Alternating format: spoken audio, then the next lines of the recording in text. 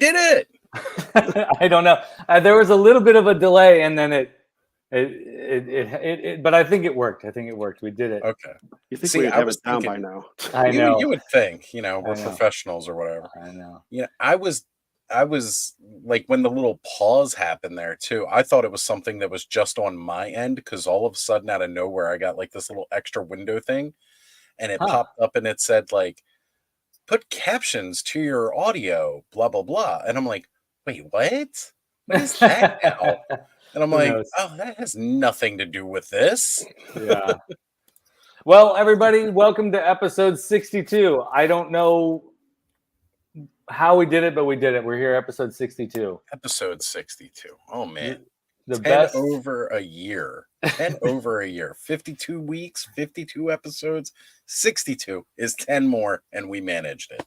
And it's my first year anniversary today. Oh my gosh, that's right. It is. Wow. Yeah, I started last year, October 20th. So. Oh man. Happy anniversary, Bobby. That, honestly, why didn't, like, that's a big deal, man. That is a big deal. Now it's kind of been a complete year. Yep. For all of us doing the show. That's phenomenal. And yeah, Bobby, I'm so awesome. Glad you joined us doing this, man. No, I appreciate it. It's definitely a better show. Thanks for inviting me at that point in time too. It was nice. And I remember you announcing me saying, "Yeah, I'm going to be showing up once in a while," and I came and I never left. That's the way we were hoping it would be. Yeah. Right. And we managed it. We managed it. It would not be the same without you, Bobby. No, I appreciate it. I agree. Yeah. Oz, how are you doing? I'm doing good, man. I'm doing real good. I had a fun, exciting weekend last weekend. If you see, they're next to one another. Yeah. Oh, Beautiful. man, I got them. I didn't think it would ever happen. But there it is. The Snake Mountain. Now, with the little weird vines. Eldor helped you get that, right? Yes. That's really put cool. the order through BBTS so that it got delivered direct. And I cannot thank him enough for this. It's absolutely amazing. And it's funny too. When I was putting it up there, I put it up there with the cage is in the lower part of Snake Mountain. I didn't realize how kind of cool it looks with the cage there. And like you can see the bars behind the vines, so it looks like it's a gated off track. Like I don't know, it's just something about this new one. That facade looks a lot better than the original did on this side. If it were the vintage one, I'd have it flipped around the other way. Yeah, I agree. The new Snake Mountain is phenomenal. It's worlds better than the new Grayskull. Right? Yeah, the new Grayskull is just kind of lacking comparatively to like the Snake Mountain feels like a new playset. Yeah. Whereas the Castle Grayskull just, I don't know, it doesn't quite have it as much as the original had. It doesn't really have this thing going on. Right. So, but the new Snake Mountain, however, I feel is much better than the vintage one in a multitude of ways. But yeah, I mean, that's what I kind of love about Origins is that sometimes there's a really powerful improvement on a particular character or a particular element. And then sometimes it's just like, meh. Right. But like, and actually I'm looking at it right now, but the Point Dread and Talon Fighter is a perfect example of both of those. You've got the incredibly improved Talon Fighter, and then the flop of a what the heck happened to my Point Dread? Added cool new feature. We're gonna have a gun turret. You could swap this out, you could swap that out, and I'm like, but y'all forgot to measure. You forgot what a ruler was. It's a playset for my reaction figures, and that's great. Well, maybe when they designed it, it's kind of like those, when you see people at wrestling and they hold up their signs and then the words are big at the front and then they get smaller. So when it's drawn point dread, it cuts smaller at the bottom. So he's like, screw it. We'll just keep it like that. Yeah, it's like just go with it. It's the opposite of like the Disneyland castles where it's like big at the bottom and small at the top to create that illusion. You know what the other cool thing is too? Like you can't see it as much from here, but when I'm standing in front of it, you actually notice the peak to Snake Mountain is taller than Point Dread with the Talon Fighter on it. The radar dish actually makes it slightly larger. Yeah, but that's pretty cool. It's so cool. Yeah, that Snake Mountain's a masterpiece. Yeah. So congratulations.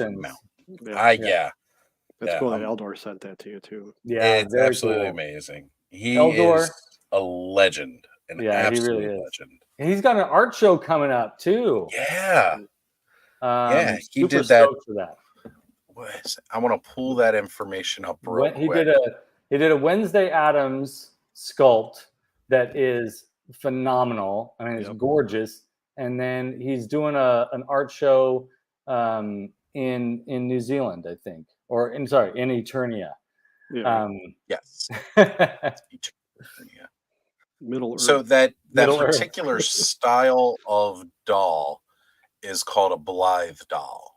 And something about it just grabbed Eldor, and that man has one of the most creative minds I have ever met in my life. And he's constantly making, like, I'm envious of that kind of creative productivity. He sleeps less than I do. It's just amazing. I mean, I think that a person driven like that and making stuff on a daily basis like that, that's just so cool. Eldor, we admire you greatly. You're awesome. Here it is. I'm going to try to share screen. Hopefully it doesn't lag me out or knock me out. The lag is happening. It's happening. All right. Here it is. Oh, I thought he was paused for a second. I thought so too. Yeah, there we go. Yeah, it's cool. Yeah, so this is the art exhibit that it's going to be at. Yep. And you can see there October 14th through December 17th. I thought it said October 17th. I was like, wait, it's already over. No, this is going to be up for a while. 15, 3 days. Yeah, that'll be up for a while. Yeah. So definitely, if you're in Eternia, you need to go check this out. And I love, he's got Thing right here going on too with it. Yeah. He did an absolutely amazing job. I really liked. Oh, sorry. Go ahead. Yeah. Oh, please go on, Skelly. No, I mean Eldor, fantastic. I was just gonna say I really liked the Wednesday show. It was pretty good. Oh yeah, for Netflix, absolutely. You know, that Thing was an actual creature, right? Not just a hand. He was a full-bodied creature. I believe it. Yeah, from the '66 show. Yeah. Tell us a little bit more. Well, when they originally created Thing, he's just like a pet or a friend to Gomez. Yeah. And originally, he's supposed to be a full-bodied creature, but you only see his hand. It's like the gimmick for the show. That's right. He comes up and out. He comes out. Yeah, sometimes his whole arm comes out or whatever. Yep, that's right. There's a time where he grabs a photo and he pulls it down so he can see it. If he was just looking at it. Right. And sometimes he'll use different hands. He has different hands. Oh my gosh! So I used to watch that show a lot because it was reruns were on TV a lot when it. Especially when the first movie came out. Yeah. But that's right. Yeah, that was when they changed it. Was that first movie? That's right. In 91 or whatever it was. That's when they turned him into just a crawling hand. But he was a full-bodied creature. That's right. I love that. But he's supposed to be like so hideous that you can't see him except for his arms. So you got a picture of what how he looked. And I examined that damn show and I tried to get more information, but they give you a little bit, but not a lot, But I love that. Sometimes you'll see him with his, right arm, and sometimes you'll see him with his left. So that's great. Yeah. That's brilliant. And I almost love that idea more. That there's this creep this creep down here behind the desk, right, can only communicate with his hand because nobody wants to see him. Everybody needs to creep under the desk. That's right. That's right. So, shall we check out to see who's in the chat? There's a lot of people in the chat. Yeah, more definitely. All right, we've got Anryu hanging out with us. My buddy's Custom saying, "Hey, smash that like button. It's been talking shit about your mama." Oh man. Got Ray Black here with us. Pop star Ricky. All right, Rick. Duchess of Darkness. Duchess. We already did Ray Black. We got Ronald Embry here with us. Nolan, who was hanging out this past weekend in the clubhouse at Ostradamus Toys Live. It was great to actually see him go live. Nolan, thank you for joining the show this past week. It was great. And we got the infamous Thanos Copter and his deliciously dirty pictures. Jamie Bobby and Saunders joined us. Oh man, Bobby and I are old guys. We're like, I see Thanos's pictures and I start to get nervous. No, I don't feel that way with them. It's just some of it's, I don't know. It's hard to explain for me. Well, Thanos definitely has a particular kind of aesthetic. Hey, he's not all just about the dirty pics. That's all. No, we get right. He's got tons of great awesome pics. The ones that hit you in the face are those, though. Yeah, well, I do want to say snap you in the face. Yeah, they do. I do want to say about Thanos's toy photography and his creativity on his Instagram page has evolved so much. And I love that he's now doing YouTube videos that sort of explain his progression. Yeah. So folks, go over to Thanos's page, his Instagram and his YouTube, and check out what he's doing over there. Thanos has it's been really cool. He's been with us since the beginning. It's been really cool to watch his evolution as an artist, and it's just awesome. So Thanos, high five, brother. I agree. He has come such a long way from posting, those first initial shots, being a little nervous about it too. Yeah. He's picked up quite the big following on Instagram. Yeah. And it's great too. You go on to like almost any toy tuber stream, and when they see Thanos in the chat, they're always like, "Oh my God, have you seen what Thanos is working on this week?" Yeah. It's really great to see that. And he's come such a far way. Yeah. We're all proud of you here, brother. Thank you for being a part of this. Just keep it clean. No. So we've got Jamie Sanders here with us. Ace has returned as well. I just jumped and yelped so loud when the stream came on, forgot I was in the waiting room and thought someone was breaking in. They are pretty scary, sometimes. I know. Anytime this mug shows up on a screen, it's a scary, scary thing indeed. Ooh, yeah. The spooky. Melvins, Booberry. I just got my Collector for Life shirt on tonight. That's right. I was going to wear my jack-o'-lantern shirt, and then I realized that did look too much like a big fat pumpkin, and I was like, okay, never mind. Do that with a little green bandana on top. Somebody try to pick me up and carve me. Oh, that's adorable. Ace, good to have you. Absolutely. Yep. Now, K-Roll hanging out with us. And let's keep scrolling here. Got a lot of in-talking going on. I love seeing that. Everyone's saying hey to everybody. Mike Fee. Hey, Mike. Joining us tonight. Snake Mountain was a letdown. Too small for the bone. Okay. The bone throne itself, because it's got like that one fixed position that it sits in. I got to admit. Yeah, like that was the only kind of disappointment. And it goes like right over top of like, I don't know, the decal itself is not as nice as the original vintage one on top of that little box, but put it off to the side. Just put it off to the side, folks. That bone throne is phenomenal. It's very cool, but Mike has a good point. The whole play set is too small for the figures, but this is the same thing with Grayskull and the same thing going back to the vintage toys. It's just the same dilemma, and you would think that they would adjust that for the adult collectors and maybe add like $20 to the price and just make it a little bit bigger, but they just went with the tradition. Just a couple inches. It would be perfect. And I'm okay with it because I'm attached to the nostalgia of the vintage, and it's okay if my figures are enormous in this playset. Plus, reaction. I'm just gonna say it again. Perfect for reaction. They are definitely to scale perfectly for reaction. They look every bit of imposing and in some ways threatening as you would expect from a mountain and a giant castle with a skull on the front of it. You don't want to know my reaction to the reaction. I do. I do. I feel very, whenever I get like pro reaction in our show, I feel very alone. I just want to say, I know the truth, but there's something about them. I just have an affinity for them. I mean, Skeletor doesn't look right in the Bone Throne, the little reaction Skeletor, but he looks great walking up the front stairs. True. Anyways. Well, Thanos says his favorite part is the Bone Throne. He's most looking forward to the Bone Throne. It's beautiful. I gotta say, like, I've seen some people throw a little bit of paint on it too, and it really just brings the detail of it together a little bit more when you get a little bit of paint on there. A little black wash on there, and it'll look gorgeous. I don't want to touch mine, but for other folks, I'm sure it'll be amazing.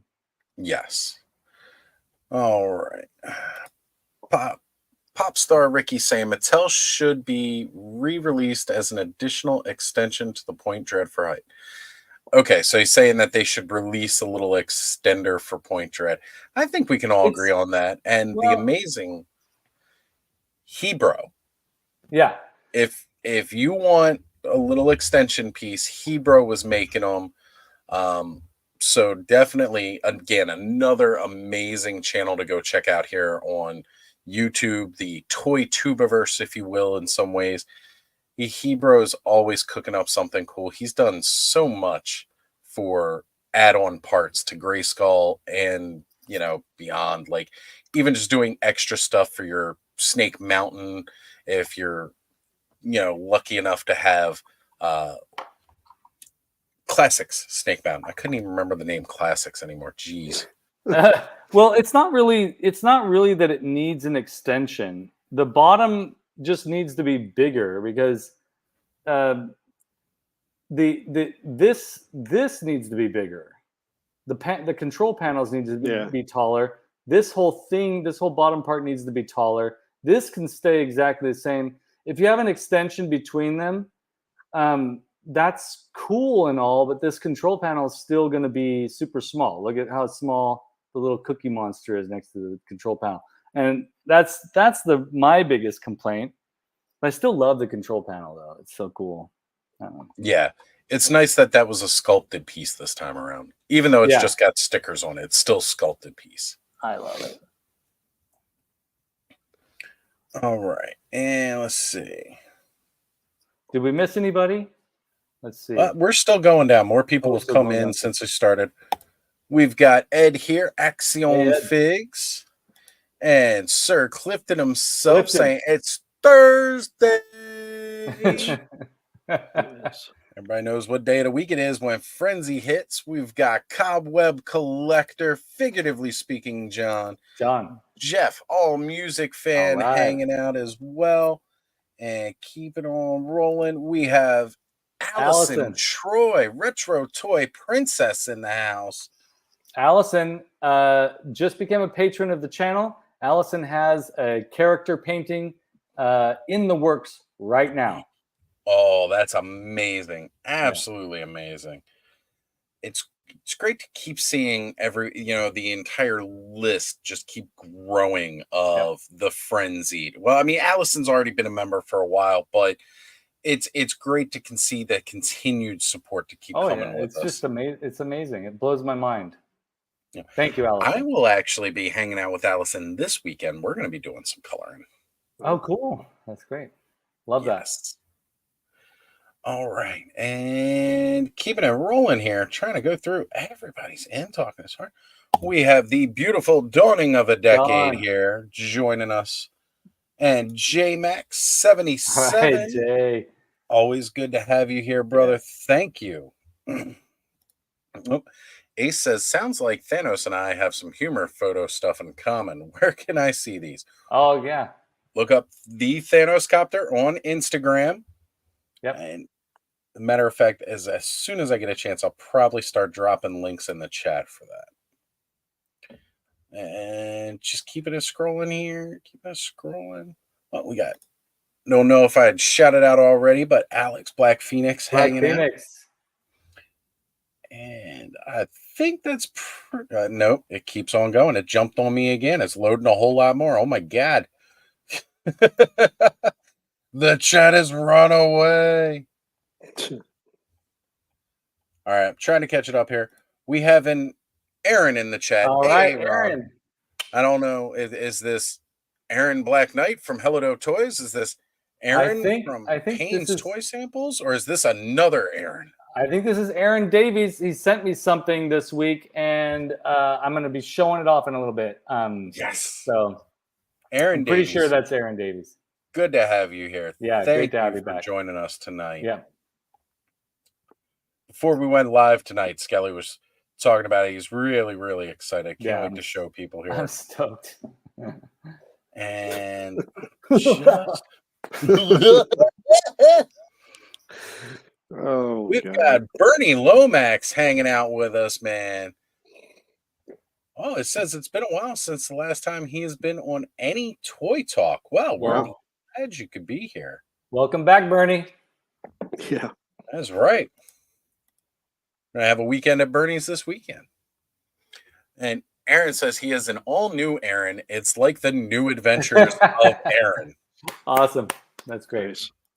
And as we were giving him a huge shout out earlier this evening, the Masterversal Toy Hunter himself, Eldor, has thusly joined us. Thank you for being here, brother. We were just showing off that your Blythe Wednesday doll will be showcased in that art show coming up.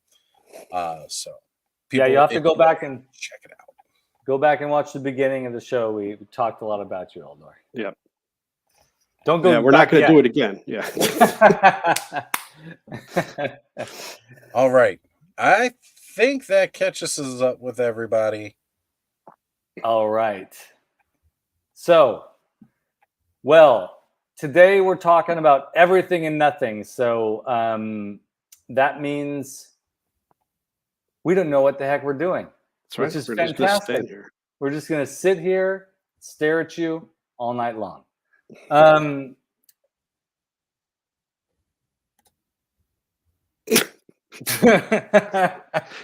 couldn't hold it that long. Tried to. Yeah.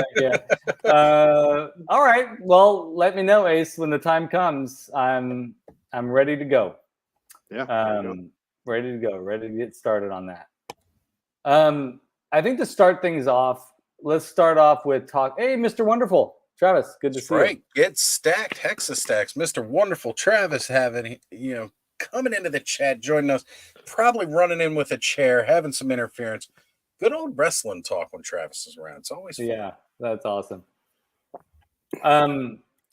So what are you guys excited about this week? Because I've got a lot of excitement to share, but I want to hear from you guys. What you got? Well, I had a special package show up. This is a package that has been well traveled from all the way to our friend Dave, Motu Origins, Cork, Ireland, all the way out to the West Coast to our man Skele here, and then traveled. It's all the way back over here to the East Coast now. And this is an absolutely amazing piece. It's Big Bird the minifigure. That's amazing. Traveled the world to come see me and be here. Actually, what it is, it's funny. The first Snake Man that I ever got as a kid, the first Snake Man in the entire Masters of the Universe line. Me too. And now I finally have him again with Origins, minus the squirting action, which we all love a squirter, so that's a little bit of a shame. But all right, bye. We've got Cobra Khan. Yeah, there he is. Finally arrived. I am so happy to finally have this guy in my collection. I love Cobra Khan. Oh, man, he's just gorgeous and phenomenal. Always been one of my favorites. And Carol, remember, I chased her with the squirt feature. I used to chase my little brother around with that too. Yeah, I used to squirt my friend's brother in the face with it. It was so much fun. I had so much fun with this toy. And it was a snake. It's just been incredible. So I'm so glad to finally have this. I was just telling the guys before we went live, I said, you know what? Now I've got those 4 core original Snake Men. You know, Cobra Khan, Ratlore, Tongue Lasher, and King Hiss. If I can't manage to collect any of the other Snake Men that come out, I will feel like my Snake Men are complete because I have the 4 core original. Now, has Snakeface been showing up? Have people been getting Snakeface yet? I did get Snakeface. He was last figure that came in before I canceled everything at BBTS. Okay. He was the last one that I got, which is why I don't have Squeeze. Now, mind you, as a kid, I didn't have Snakeface or Squeeze. I didn't have those vintage. I had the 4 core guys that first came out, those ones. Well, Moto Origins Cork sent me several vintage figures in that same shipment.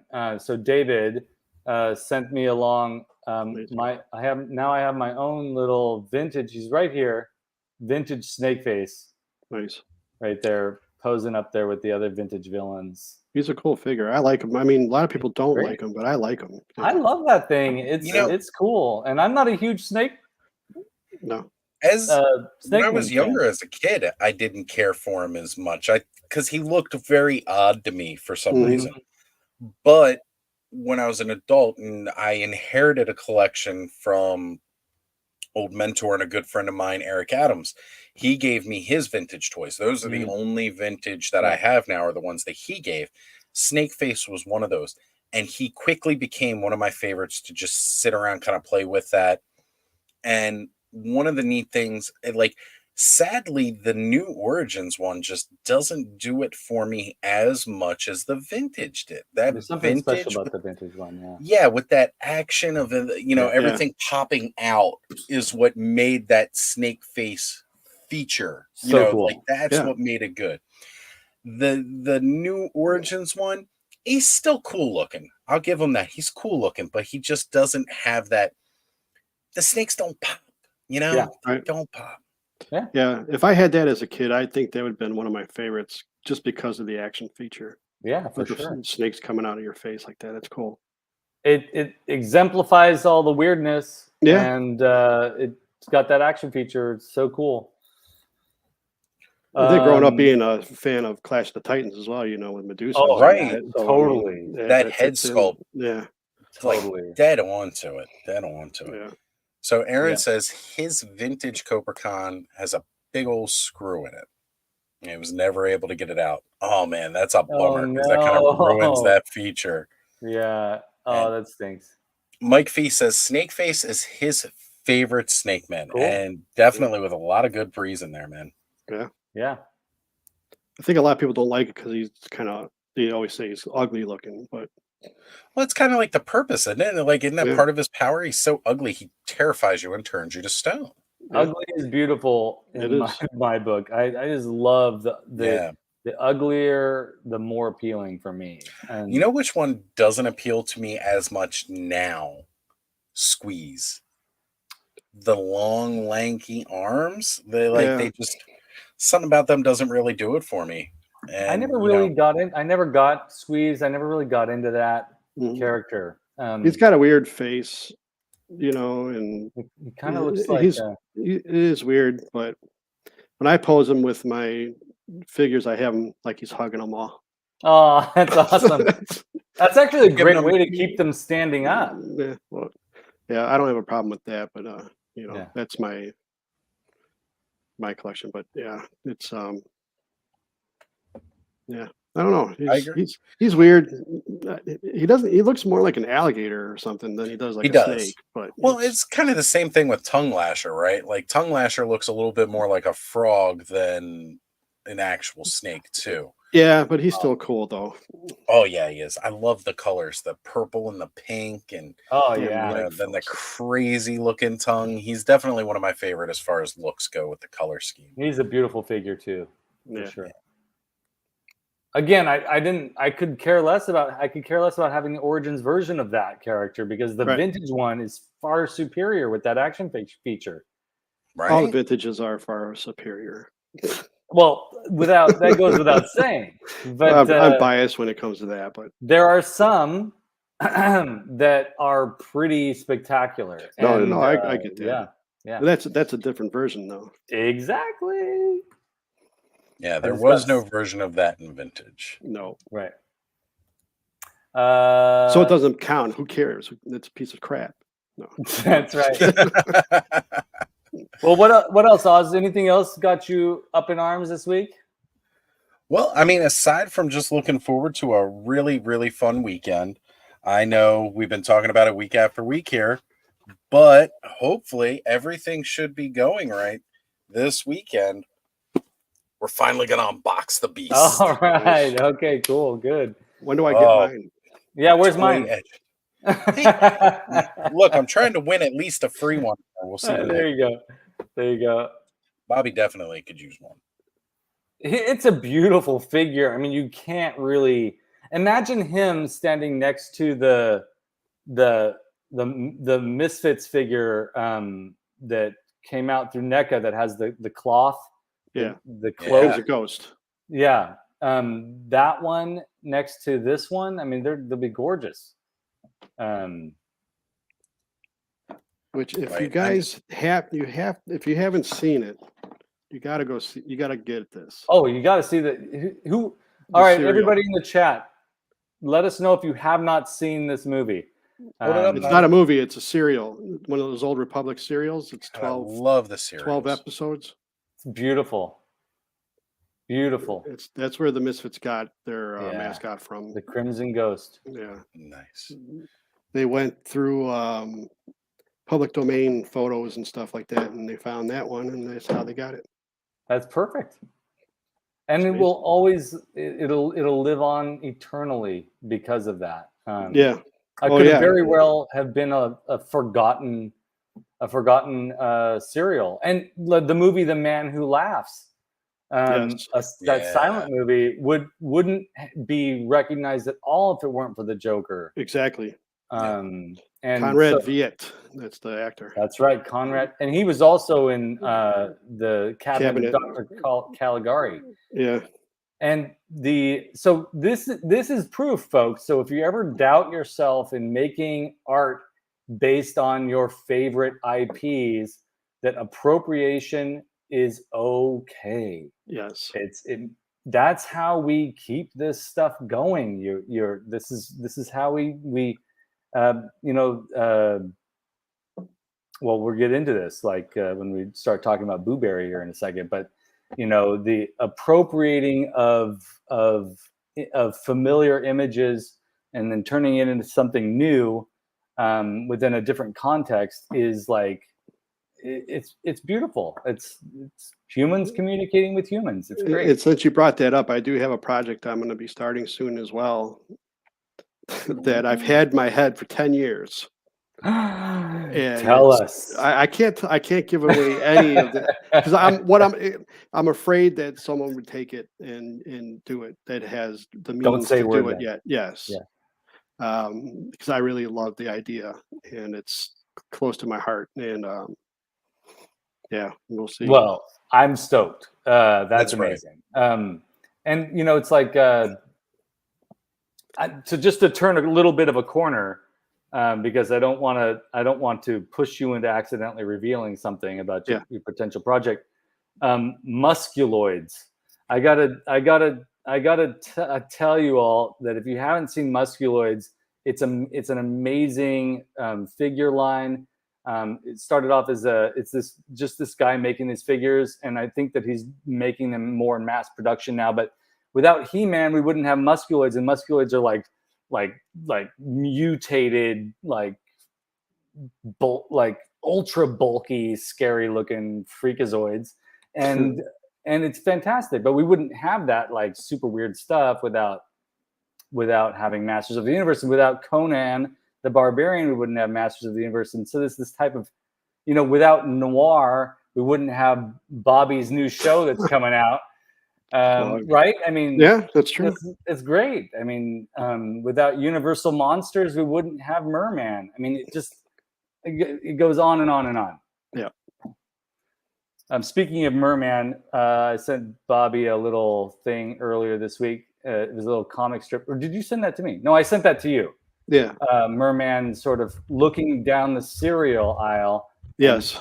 And wondering why is he? I thought that was a creature from the Black Lagoon. I thought that's what it was. I meant creature from the Black Lagoon. I'm sorry, you threw me off there. I'm thinking of Merman. I'm like, I'm getting Merman mixed up with creature because they're one and the same for me. But they're different.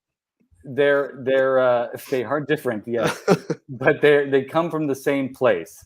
Yeah. They do Eternia? That's where I thought he came from the Black Lagoon. You didn't know creature from the Black Lagoon comes from Eternia? He actually comes from Despondos. Oh. Well, I'm thinking humanoids from the I'm just kidding. I'm sure the rumor mill is flying now. Yeah. Anyways, Bobby, what's got you excited this week? Well, I want to the fact that Bud says he's going to give you the Red Death. No, Bud always gives me the Red Death. That's good. But good one, Bobby. Skelly sent me this Toonie Terrors Svengoolie. Yeah, there he is. Yeah, I'm a huge fan of Svengoolie. I've been one since I was a kid. Yeah, it's amazing. He's still on. He's been on since what, 79. Yeah. So yeah, still he's going awesome. strong. And then the package. Whoa, I almost dropped something. There's the package. Yep. And I ripped it open a little bit, but it's got Tombstone on it. That's one of the characters. Yeah. And then it has his old coffin. Oh, so cool. And stuff. And then on the back has like the new design coffin where you can cut it out and actually use it as a diorama type of deal. That's fantastic. But I wanted to thank you, Skelly, for sending me that. It's you bet. I love it. It's great. I haven't seen him since. I wandered into Target on my lunch break, and there he was. And then we've been to Target a couple times since then, and haven't seen anything. Yeah. So that's great. I mean, I knew if I ran across him, he was yours because I appreciate that. Yeah. Like I say, I don't ask anybody for anything, and that was pretty nice for you. Well, you kept bugging me with these text messages. It's subliminal. You better find it for me, Buster. Or it's like, boy, I really wish I could find this. I wish this was in my collection. I wish I can own this.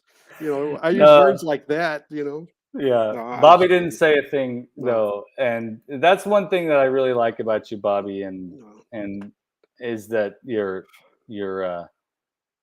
don't go around asking people for things. And no, I never do.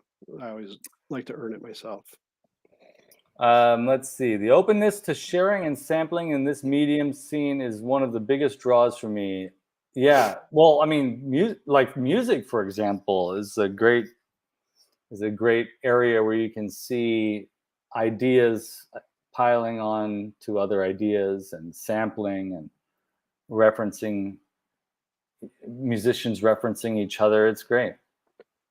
Hey, Broman. Fantastic. Yeah. Did you see his slush head yet? Yeah. Oh my gosh, his slush head's fantastic. Everybody go follow Broman on Instagram. His customs. Fontenot. Yeah, Mr. Fontenot. And if you haven't seen the episode where he was a guest, definitely go back and watch that. That was a good one. It was a great one. And his customs are phenomenal. And that slush head, I'm still like, I love that. I love his version of slush head. It's been fantastic. And bro, I know you send a lot of messages to Toy Frenzy, and I might just like heart it or say that's cool. That's nothing against I'm not much of a typist when it comes to messaging on messages like that. So don't take it personally that I don't write a long message back or nothing. That goes with, I mean, that's also, I think everybody in our chat kind of our Patreon chat and our discussions online. I think everybody kind of understands that about all of us because we're all busy people, and we can't all like join in on. I mean, by the way, every time I go in and I look at the Instagram Patreon chat, it's insane. There's so much conversation going on in there, and it warms my heart every single time. And also get a little sad because I'm like, how am I going to catch up with all this? But it don't bother me. I just hit that arrow and it scrolls all the way down, and I said, "Fuck, I don't give a shit what they say." No, I'm just kidding. I knew it. It's amazing. It's phenomenal. When you have a community that's hard to keep up with, you can't really ask for anything more than that. That's true. Like, that's gorgeous. That's love right there. And they all stick around. It's amazing. Yeah. It's true. It's grown well beyond anything that we do. We just kind of helped encourage the platform, but they're the ones that have run away with it. It's the community that builds this, not us. That's right. Yeah.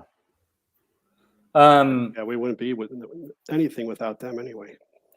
Yeah, very true. I mean, we'd still be talking to each other every Thursday night, even if it was just 0 people watching. That's true. But it sure does make, at least I know I'm speaking for you guys too, but it sure does make me feel wonderful to get on here and talk this nonsense and have people be so loving and receptive, and it's just cool.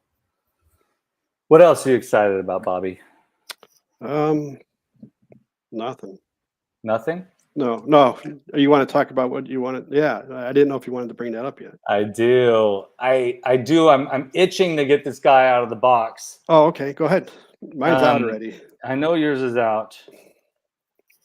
But I got mine a couple of days after you. Yes. I think. Yeah, you did. The box is cool, right? Yeah, this is all glow in the dark. Mm-hmm. I mean, look at that. It's so beautiful. That is amazing. Back. It's cool too. So great. Got a little cartoon, on there. Yeah. Like the other ones did. Since you're talking about, since you're opening that, I'll go ahead. This. Yeah. With that's kind of neat that you can see it inside there. Here's the Frankenberry, right? Yeah. That we got originally, and then you get the this size of the boxes are different. Yeah. The blueberry is a lot smaller. Oh, that's interesting. Yeah, I was kind of a little disappointed when I saw that at first, but then you got to think of it as like one of those travel packs, with the little tiny boxes of cereal. Yeah. Okay. No, that actually makes sense. That's cool. I like that idea. So I had to screw my head to pretend that that's cool to do. So. I just wanted to point that out in case anybody gets it. I think smaller box. I also was a little bit disappointed, but when you talk about it that way, it makes me feel.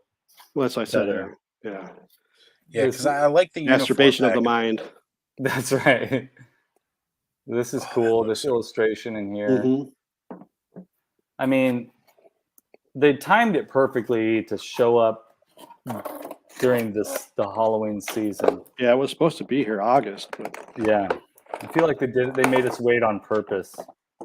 Yeah, I'm glad it showed up. So this little stand goes into the back, and it's got a little ball joint. Yeah, so it's really sturdy too. It's not, he doesn't fall off or nothing, which is great because look at how cute this guy is. Yep.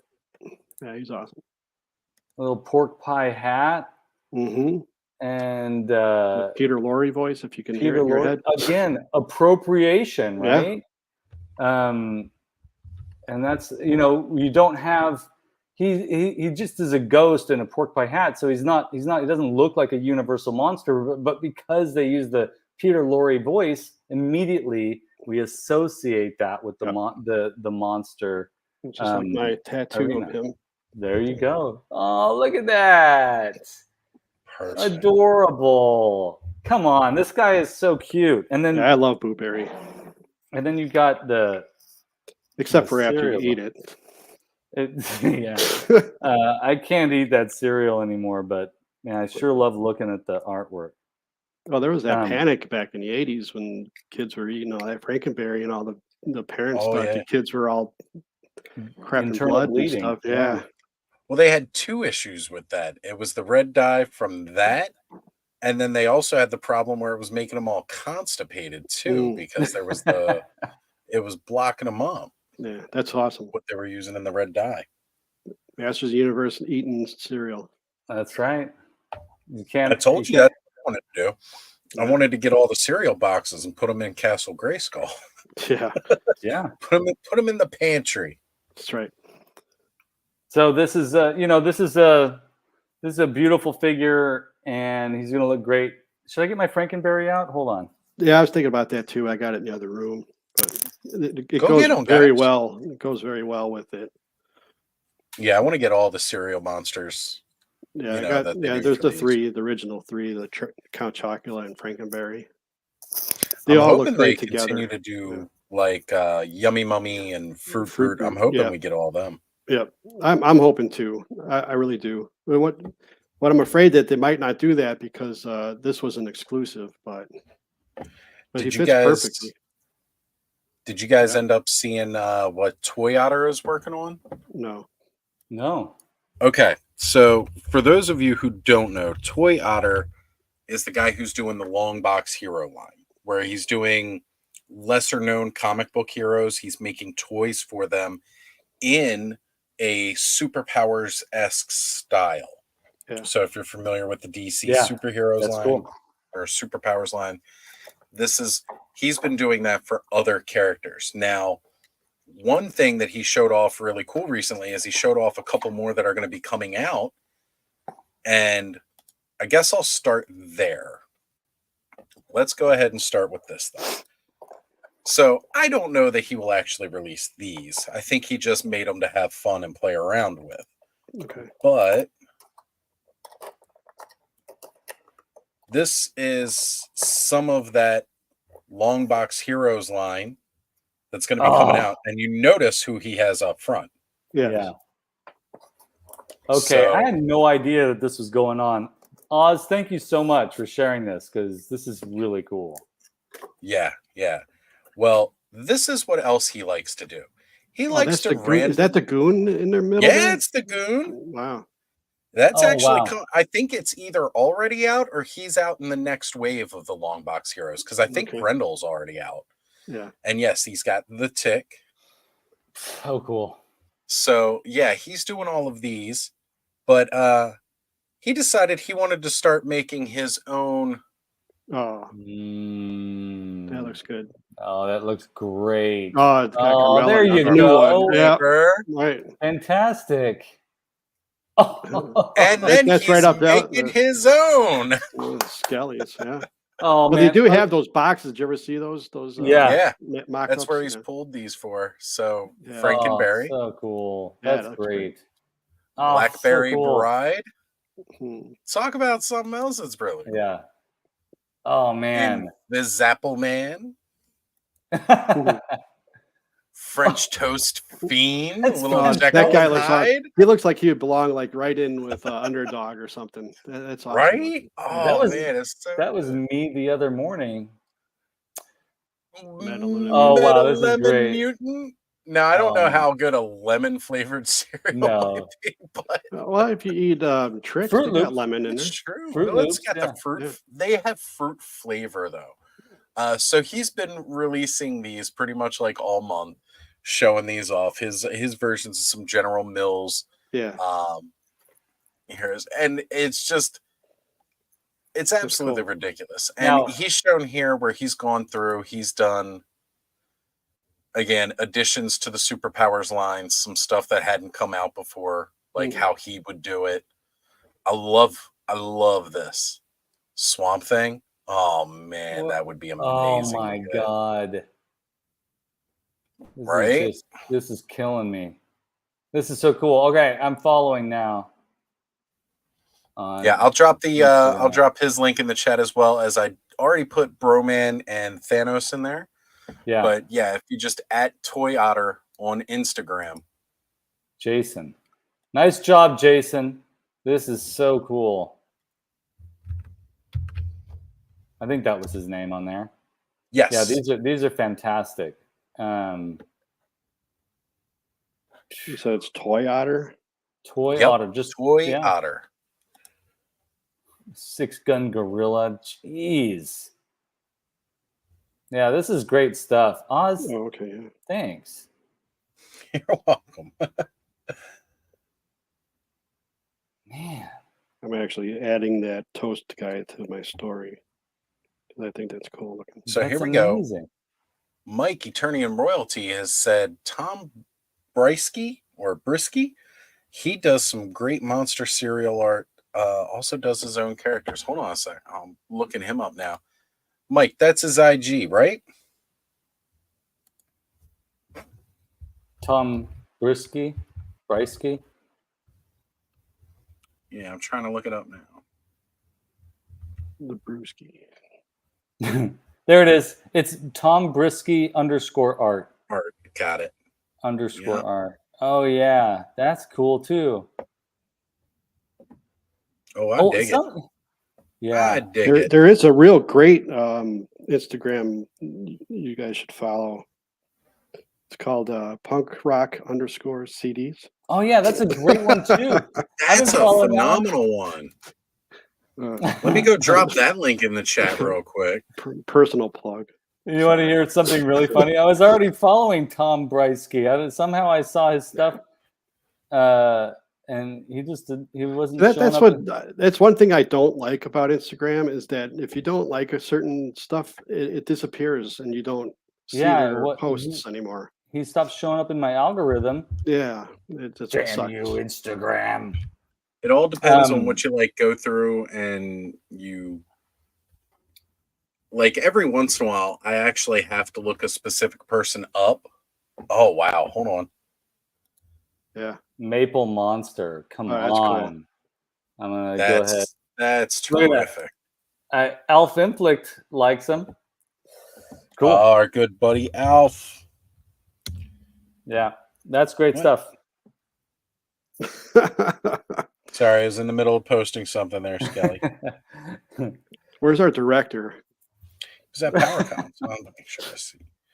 So yeah, there we go. There's another cool link to go ahead and oh, thanks, man. You didn't have to do it. I was just kidding around. Oh, we have to do it. No, by the way, it's contractually obligated for social media managers' accounts to get plugged. It's an amazing Instagram, Bobby. Man, I love it's been fun to like Skelly, and I'm sorry, it's been making me pull up at old artists that I haven't looked up in a long time. Yeah. You know, because I spent a lot of time in like different music stores, especially like we have Soundgarden here in Baltimore, where they've got the bins of vinyl. Yeah. And man, there is nothing like digging through bins of vinyl, just flipping through.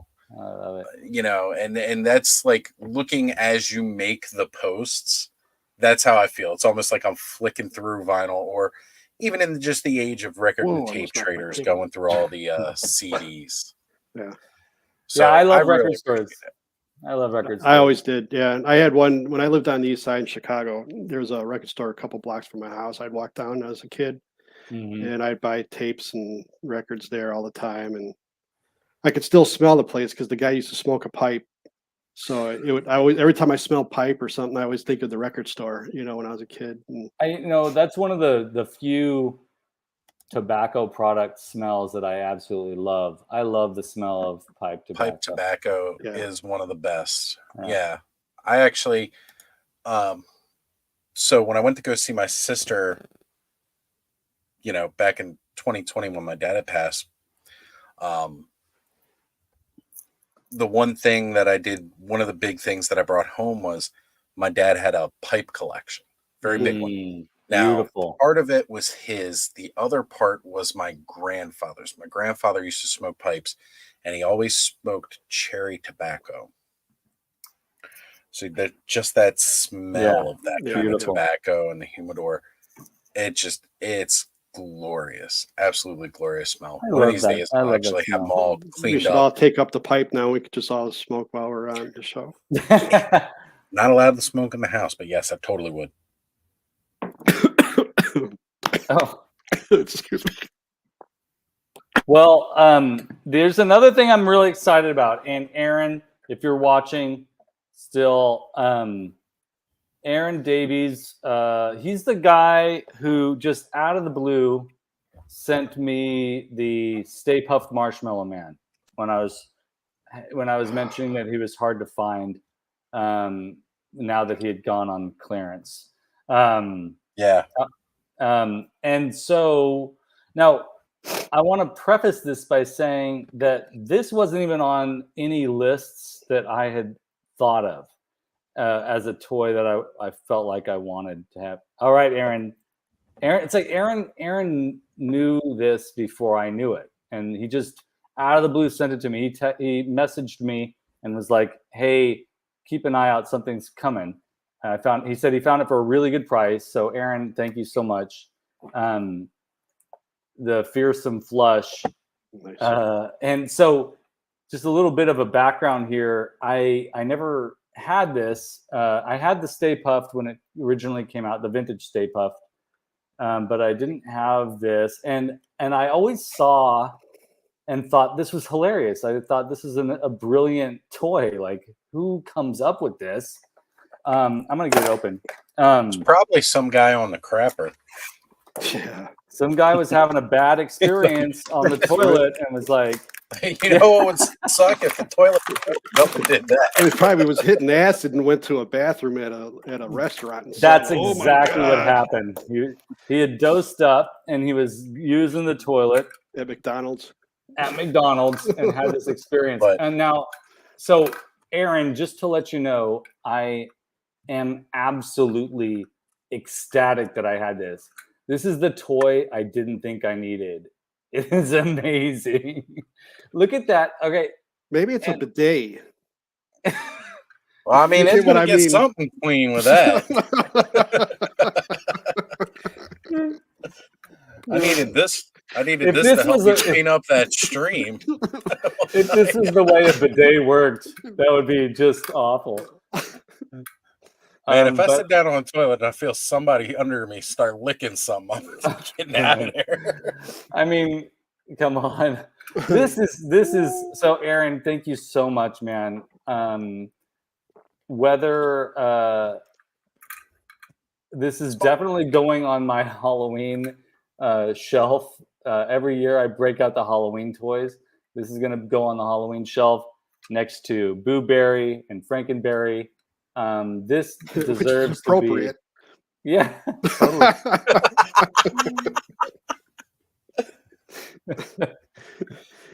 Here you go, Thanos. Here's your next photo. I'm just going to do a quick glimpse. This is where you can go with that. This was every kid in the 80s. Yeah, exactly. This is so amazing. The colors are beautiful. The joke or the action feature is hilarious. There's a little Ghostbusters emblem on the toilet seat cover. Those eyes are fantastic. That's the dosed up eyes. Yeah. I was gonna say, you know what those eyes are all there from. Yeah. Now tell me this though. I cannot figure out what is going on with this design. Is it a nose? What, the inside of the toilet seat? Is it a nose? So I think it's a nose. Well, that's a bad place to put one. That's for sure. Always smelling his shit. Yeah, you know what? Okay, I guess it's a nose. See that as a nose. I guess so. Yeah. Yeah, if I'm like looking up at it, yeah, it's kind of a nose. Look at that. I always thought it was kind of like a demon, but yeah, it makes sense that's. You got the purple up here, the purple here. Why is he sniffing so much ass? Everybody has their thing. This guy's amazing. Fearsome Flush, and it just popped right off there. I almost feel like I need to save this. Yeah, because that came off pretty good.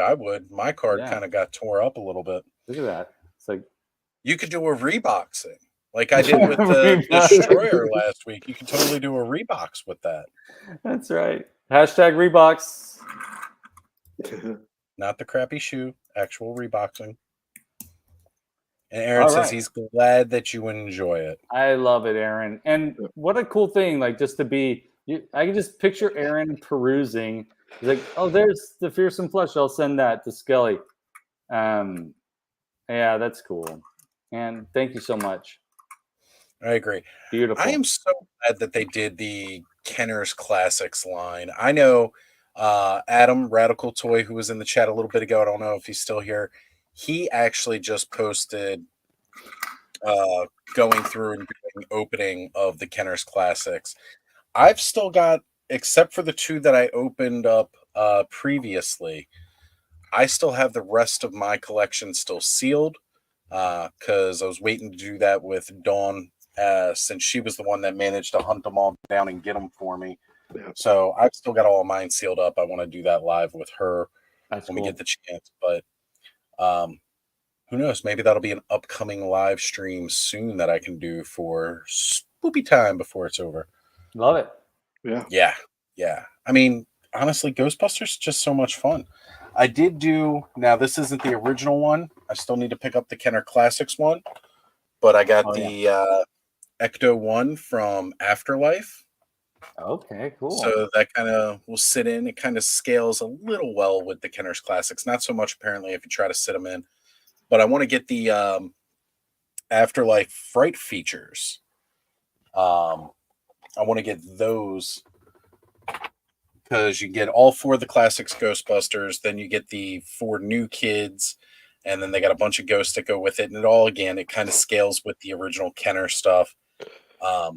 But they also released, I forget which company did it, a Fright Features Stranger Things line. So, like, you can get the kids from Stranger Things to kind of pop up with them. And now I also want to get those kids, the trick-or-treaters, the Ben Cooper trick-or-treaters. Yeah. Yeah. I want to get those in there and just have, like, this Halloween scene going on. And, like, you know, maybe they're going out trick-or-treating or whatever. The Ghostbusters are running around. I still want to get the photo of the Ghostbusters busting Boo Berry. Yeah. Bustin' Boo Berry. Bustin' Boo Berry. I want to just acknowledge this Eternian royalty. I'm so sorry. I'm trying to figure out how to not have the ads pop up in the middle of these lives. I still haven't figured that out yet. I apologize. If that's annoying anybody, I apologize. I'm not doing. I mentioned that to you like 2 months ago. I know. I'm trying to figure out how to. I see there's an option now to have it be. It's complicated, and I get intimidated by it. But I will spend the time and figure it out. So apologies to those of you that are annoyed by that. I think you can skip them, but I don't know. I don't know how it works. I forgot to do this. I'd say I'd try to sit down and help you do it, Skelly, but I'm still working on that. So I just gotta take the time to do it. I'm sure I can figure it out. I'm sure you could. I forgot to turn on the lights back here. All right. Did you get them all turned on? I got them all turned on. God, if it's not one thing, it's another. Man, I gotta say, the skelevator behind you definitely looks more ominous with the lights on. Yeah. So much. I mean, so much. A light does works wonders. And the other thing too is I got this guy. I don't know if any of you have watched the video I posted the other night, but I got this guy for just over $10, $10.48. Used, it said used like new on Amazon. I don't know. I was laying down. I was going to take a nap. It was probably a return because, you know, like people were buying them because you can have them with the different faces on the package, right? Oh, you can? I'm betting you somebody purchased it and it wasn't the face they wanted, so they returned it. Because you got the people like that who will do the mint on card, but then they want the different faces out, like so they get on the figure. On the figure. Right. So they'll get one of each, one with the human face, one with the monster face, one with the robot face. Yep. And they probably bought a whole bunch of them at one point, and then they just returned the ones that they didn't need. And that's probably where you got that used like new price from Amazon, because that showed up quick too. You just posted that. The bubble or the plastic was separate, so it's completely separate. But the mini comic was it just had a little crease in it. It's in not bad shape. The figure was not even taken out of the bubble. Okay. But it was separate from the card back. Yeah. But maybe it just fell apart when it was there. Yeah, maybe. Maybe they didn't use enough glue. Yeah. So I bought it immediately, and then I went back and checked to see if there were others available at the same price, and it just was gone. So I just feel like I got real lucky. That was a shocker. I know you were showing it off like it was a deal, and like I went to go look, and then like I saw like a second later you posted there's only one, and I'm like, oh, you bastard. I know. I'm sorry. I only shared it to our small group of folks. So, but it was really good for you, though. It was a really good price. It's a cool figure too. I was not going to get it at all. I was not. I knew you were going to get it because it's Manny Faces. I love Manny Faces, but this version is great. I gotta say, I kind of like the darker colors on them than the brighter colors. The more I see of that version, not even so much just the faces, but I like the more muted skin tone, the darker colors, that purple.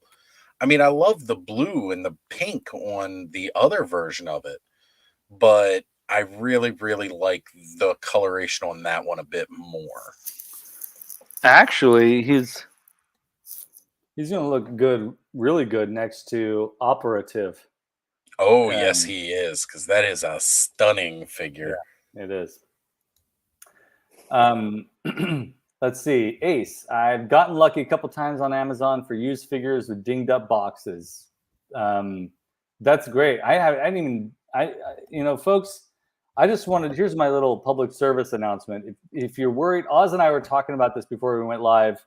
If you're worried about not getting all of these figures, I think you can just sit on it for a bit. Something will pop up. A good deal will pop up. Don't pay the insane prices. Just chill, wait. And then also something to consider is that not every one of these figures, there's a very good chance that all of these Origins figures at some point are going to show up on eBay at a very affordable price. They might be a little bit used, but they're not going to be too dinged up because most of these folks that are buying them are they're putting them on their shelves. They're adult collectors. And so, shooting toy photographs and stuff, but not banging them, playing them like that. So just be a little patient. Oz and I were talking about the gray Stratos and how he missed the boat on that. And, some of the figures, as we've seen in announcements recently, they're being re-released. Yep. And so don't fall victim to the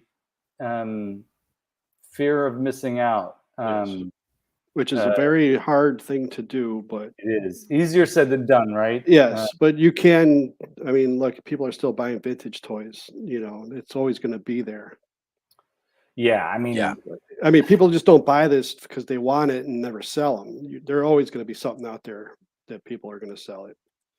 And you never know. You might, someone in the community might be like, I have this one. I'll send it your way. You said that you want to get it. You might go to a yard sale and see a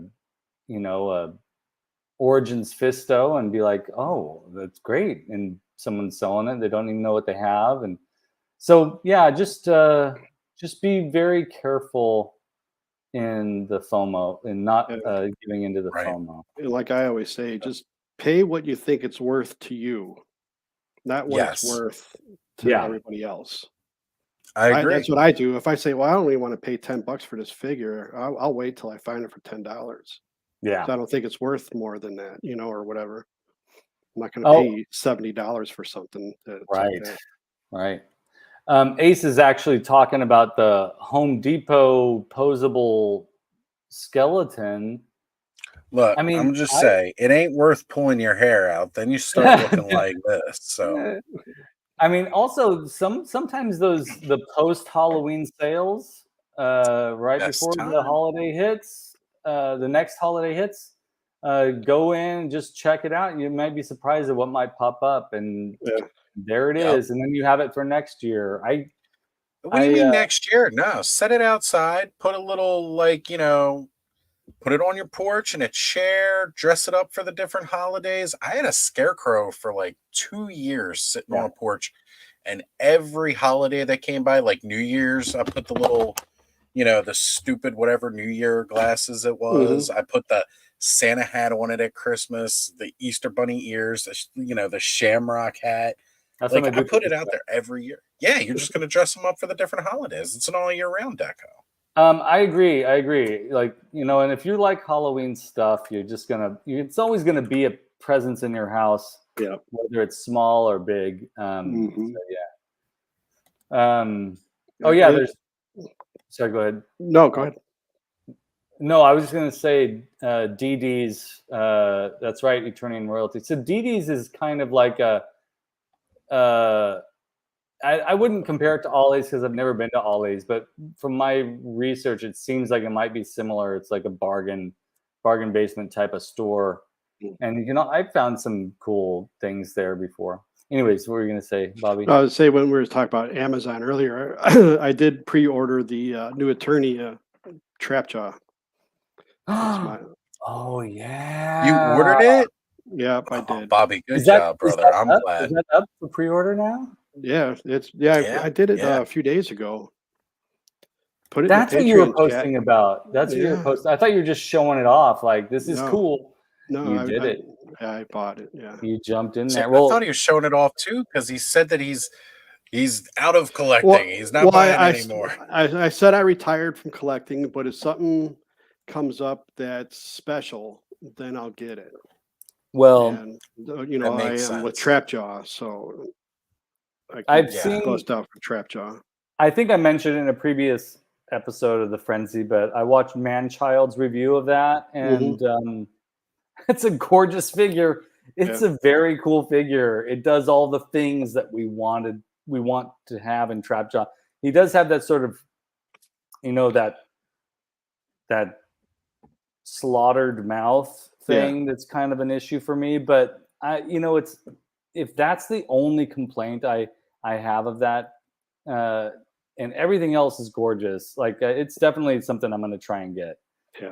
Yeah, I didn't even know it was going to be on sale. I was going to wait to see if I found it at Target or something, but I was on Amazon and it popped up as a recommended thing. I'm like, oh shit! And I was like, I'll just pre-order it. It comes out in December. Yeah, Amazon knows what you like.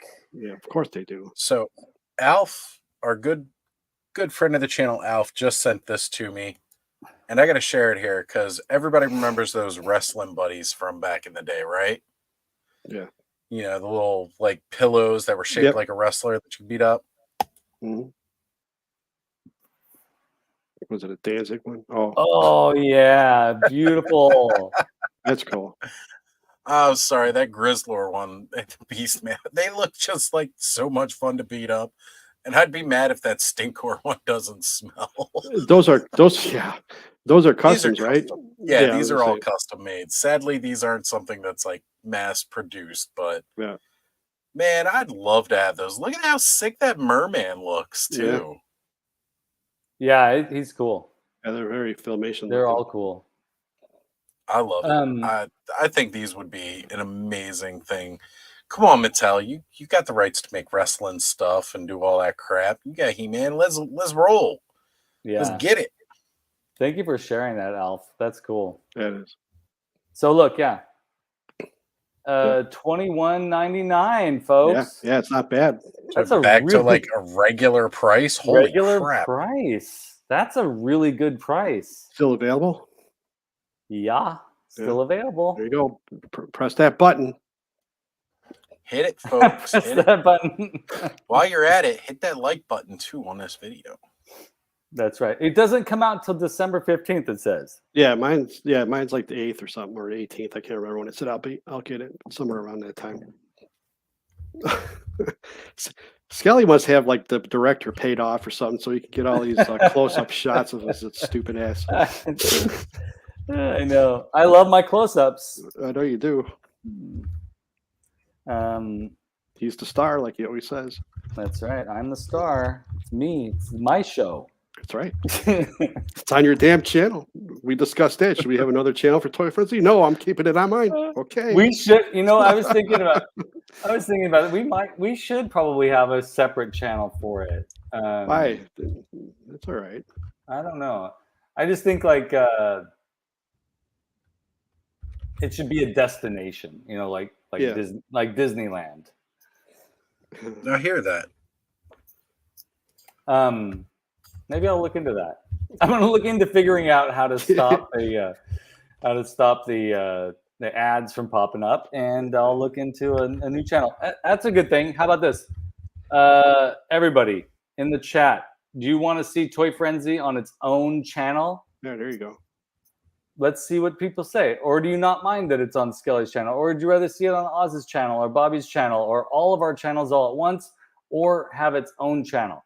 Well, I like to keep it on one channel because then all the chat goes to the same. I like that. I like that idea better. Yeah, because if it's streamed on mine and streamed on Oz while it's on yours, people go to those different channels, then they don't get to talk to everybody.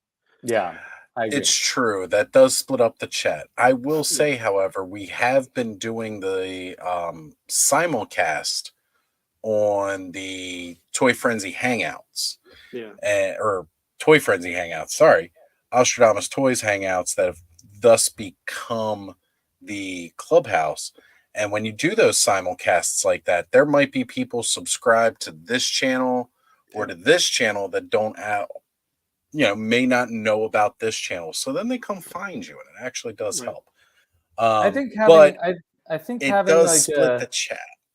Yeah, I think having folks go to the pop actor. I'm sorry. Go ahead. You guys, man, on Fox. If it's on Fox, it'll get canceled after the next season. We've only had one vote here. Duchess says your its own. Okay, right. It's on your We've got channel. One for its own, one for your channel, and one for Fox. On so Fox. 50-50.1. 50-50.1. Netflix. Oh wait, John says keep Toy Frenzy here on the Skelevator channel, and I agree. And honestly, I mean, we could do its own channel as its own thing for sure. But honestly, I've always appreciated it being on your channel. It's gotten a lot of notice. It's definitely gotten a lot of traffic being here on your channel, Skelly. And this is the home of Toy Frenzy. Yeah. It can be. Oh, and Alf just gave us a big cheers, by the way, too. He says he's watching on Fire Stick, and that's why he can't be in the chat. So. That's all right. Thanks, Alf. You know what, Alf? Go ahead, take a screenshot of you watching it on Fire Stick and post it to your IG. Tag the Toy Frenzy Instagram account, at toy__frenzy. There we go. UHF. Why don't we get this one UHF? You know what? There we go. Oh man, we got Stanley Spadowski out there mopping the floors. That would be so great.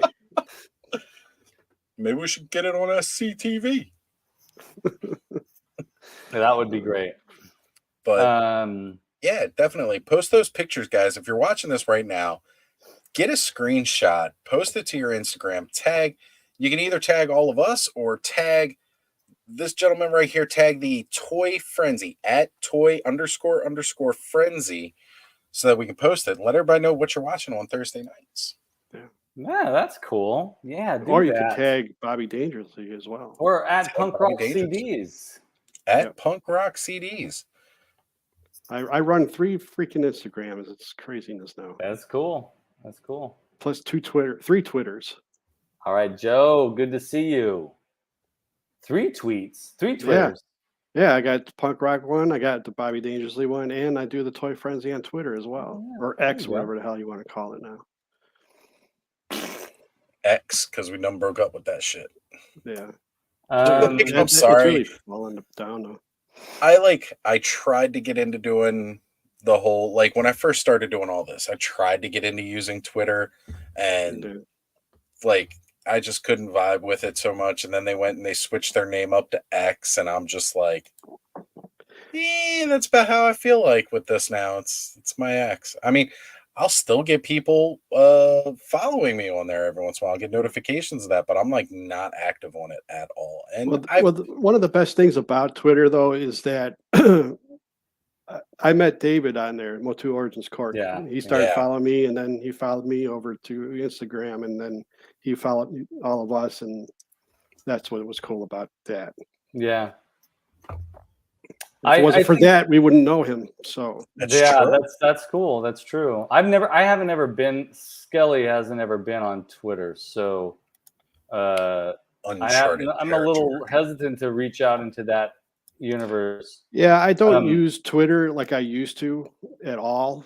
It's I've been dropping followers, and I've been dropping followers on Instagram too since I changed from Vintage Motu. But it's Twitter just doesn't seem. Maybe it's just because I'm not posting like I used to on it. All the stuff just all the Masters of the Universe. I'm kind of bored with all that, so it's just I think Twitter's weird. Well, it's going through an awkward phase. It is. That's what I feel like. It is. It's just you know, you can post something and it's no one sees it. They changed a whole bunch of stuff on it. So it's probably why for me too, coming in so late in the game, right before they did this switch to X. Yeah. Like there was already some changes going on at the time I joined, and I was like, okay, well, I'll get to know it as it goes. And then like it starts radically changing, and now I'm like, I can't keep up with this stuff. Yeah. So Eldor earlier tonight did do the screenshot thing, and he took a picture. I love this. No. Hold on. Pick my nose or something? Yeah, you were definitely picking your nose in this screenshot. Okay. I think you were flicking it out and eating a boogie too. Oh, Jesus Christ. Wait, come on. Let me know if you get... No, you're not going to be able to read it, I don't think. Hold on. You put words in there? Yeah, he had word bubbles for us. Yeah. That's Skele saying, welcome to episode 62. Bobby just going, what? And I'm like, yeah, I thought we were at least the 100. That's funny. Yeah. Good one, Eldor. I love it. Absolutely love it. Speaking of word bubbles, was I going a little too far with those pictures of Elmo with the other Muppets? No, that's hilarious. That was hilarious. Okay. I just wanted Come on. Are you kidding me? That's fantastic. I had another one that had like a dog, and Elmo was on there, and it was like a dog puppet, and he was showing a photo, you know, Elmo's. And I said, I had the dog say something like, I'm going to bite this motherfucker's leg and piss all over him. That's hilarious. I think it's funny when you think of like these little childhood things, like going to these extremes. All right, Kenzo. I do want to say I just thought of something, not to go back to this, but for those of you who are getting really excited about Toy Frenzy having its own channel, there is one downside, is because I've reached the number of subscribers on my channel, I now have a store. So we would no longer have the Toy Frenzy store if we did it on another channel. You just have to post the link to take people back to this page. Yeah, I think we should probably. I think it's been on too long now on Skele's channel that to move it would be kind of not so good. Well, folks, if you'd like to buy a Toy Frenzy item of your choosing, there's a store right down below. And yeah, that might get a little complicated if we have to send them back to my channel to go buy Toy Frenzy stuff. We could always change your name to Toy Frenzy. we could. We could just that'd be the easiest. Start his own personal YouTube. Yeah, then you could start your own personal one again.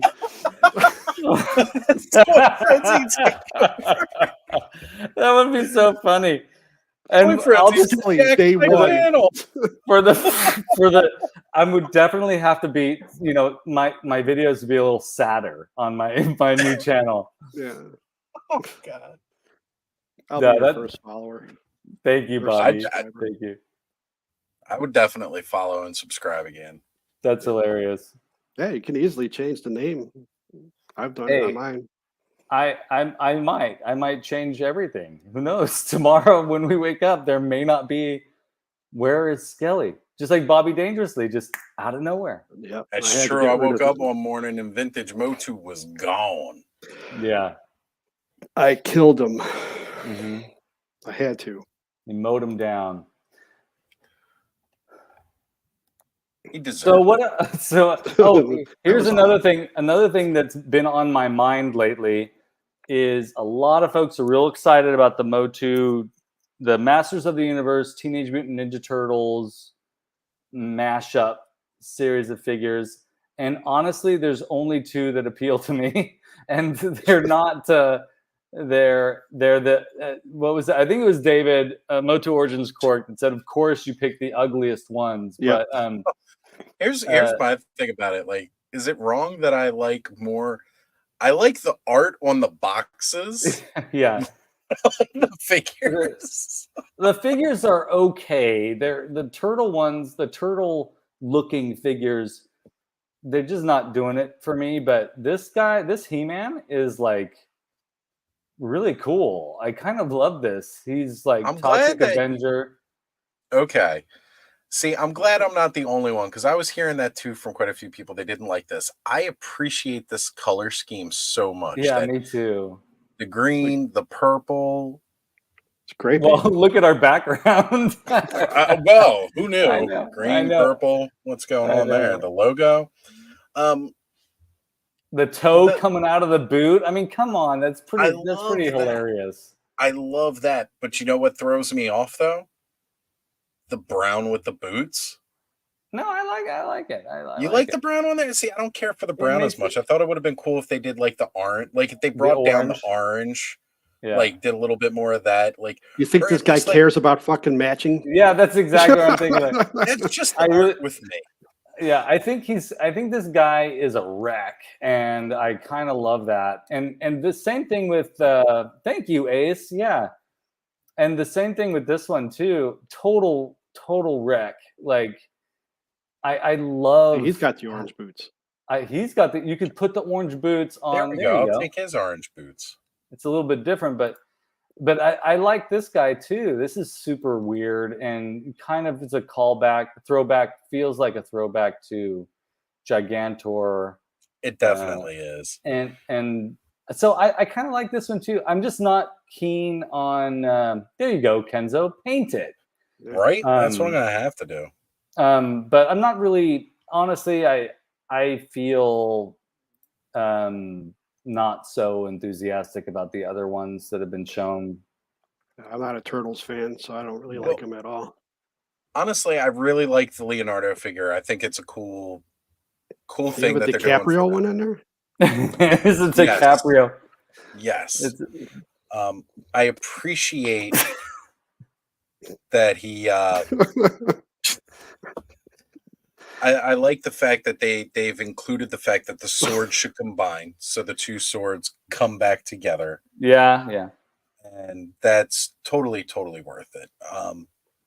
I think that's cool too. And I have a deep appreciation for the Turtles. I love the first movie, but I love Krang.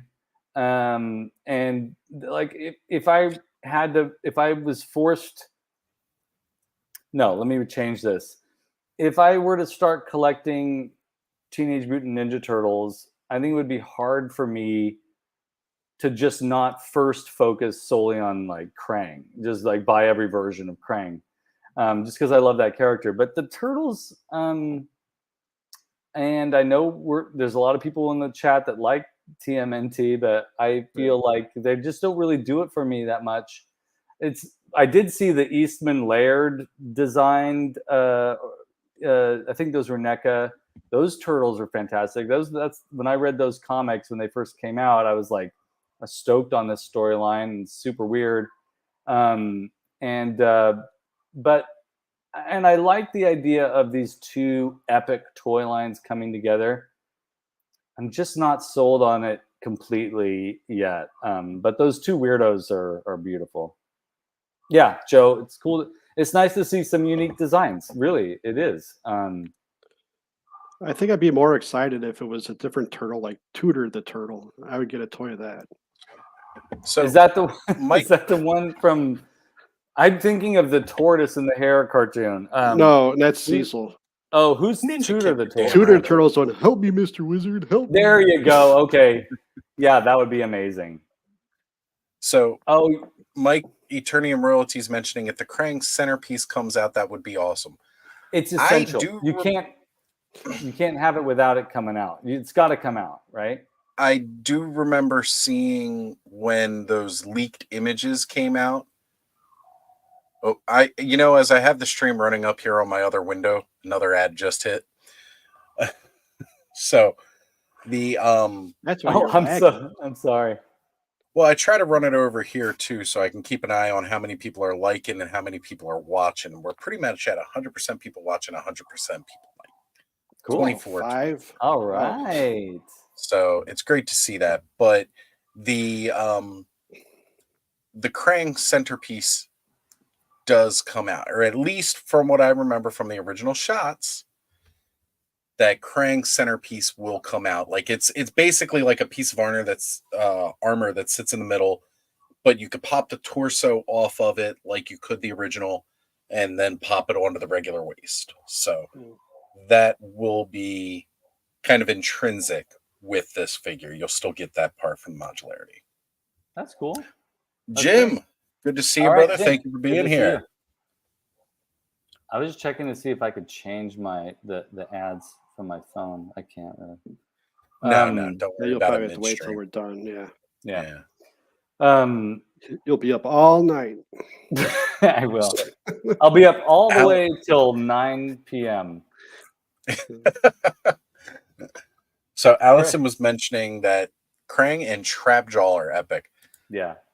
I gotta say, the Mousetrap jaw. That's phenomenal looking. They did a good job. I see now. I was like, what are they? What is this a combination I didn't get of? that I didn't get that. It's the Mousers. Got it. Okay. And I guess that just goes to show how serious of a Teenage Mutant Ninja Turtles fan I am. But that was one of the board games I really wanted as a kid. It was Mousetrap. I never had. Oh, Mousetrap's the coolest. I got that right down over here. Oh, you got the vintage old one? No, I wish it were the vintage one because that one definitely held up better. Yeah. This new one, like the plastic they used to put together. Yeah. Man, it is a pain in the butt to set it up, and like the lightest breeze blows the Mousetrap over, and then you got to reset the damn trap. Half the time I'm playing it with Connor, the trap's falling and ain't nobody even there to get caught. Well, stop farting if it's going to blow it over. Man, hey, when I fart, it's like an earthquake, all right? Oh, jeez. You can't stop a person from farting. It's or you shouldn't. Really shouldn't. You blow your mind. They'll get all big and blow up like that guy in Big Trouble in Little China. I'm thinking of that David Cronenberg movie, Brains. Is it Brain Scan? No, Scanners. Oh, Scanners. Oh, Scanners, yes. I remember when I saw that when I was young, and that freaked me out. Oh, yeah. I mean, how do you? Because you don't expect that.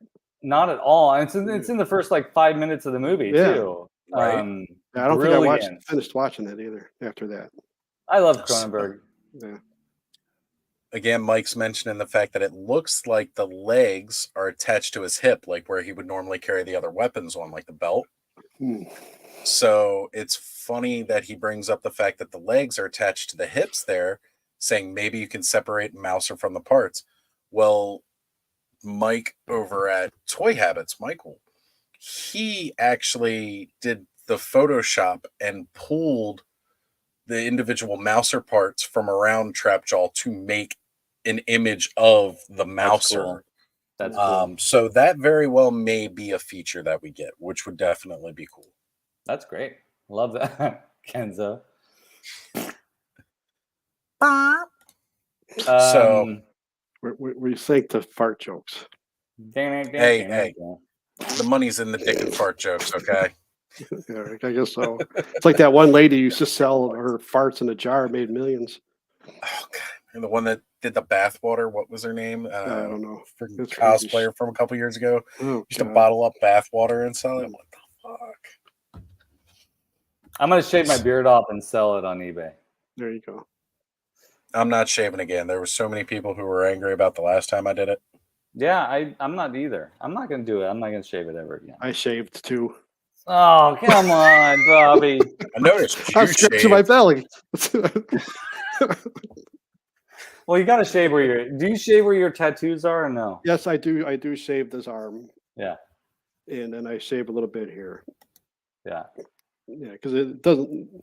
Hairy arm with tattoos doesn't look right.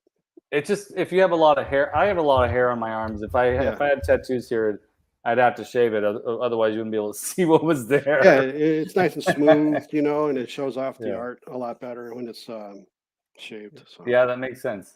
That makes sense. So what else? We talked about the everything. So are we going to talk about the nothing? The nothing. So good. I just watched that when I was on bed rest last year. Oh yeah. I watched The Neverending Story. It's a great movie. It's I got so sick eating good. gummy worms one year watching it because I was at my friend's house. We were watching. His mom bought a bunch of gummy worms, like a big bowl, and I ate the whole damn thing. I was so sick.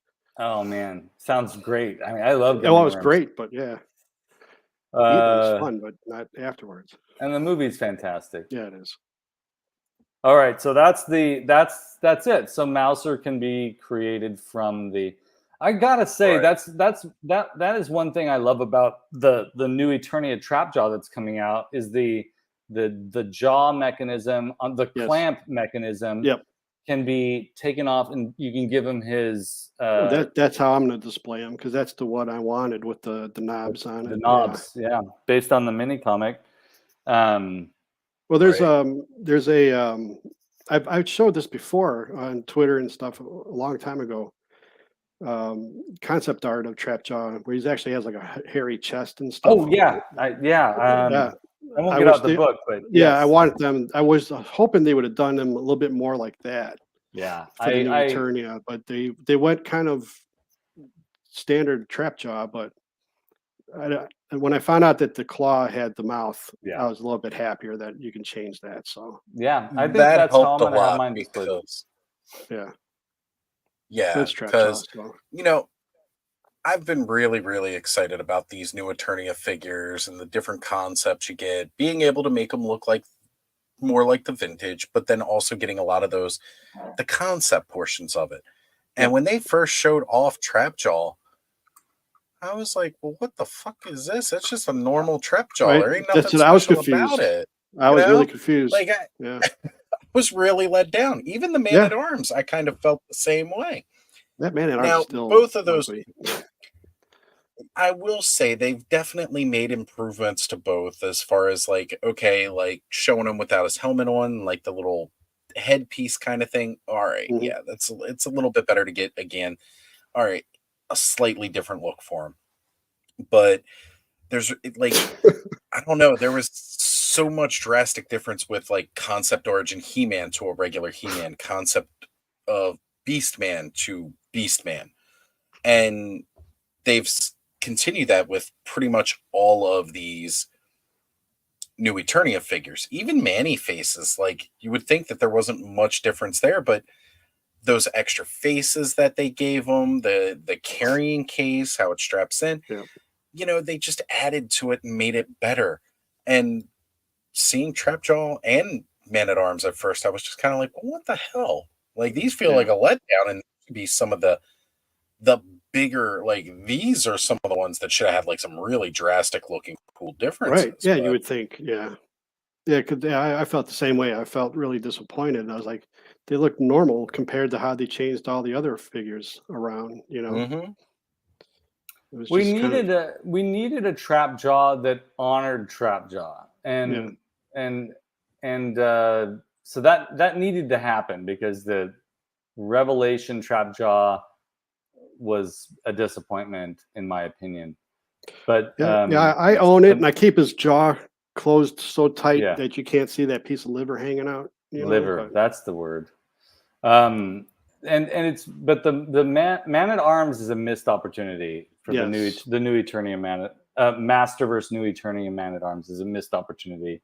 Yeah, I really feel like the Duncan, the last one that came out with like the big gun and everything like that. Yeah, I really feel like that was the best Man at Arms that they've released Masterverse wise. I agree. I didn't get it, but I agree with you.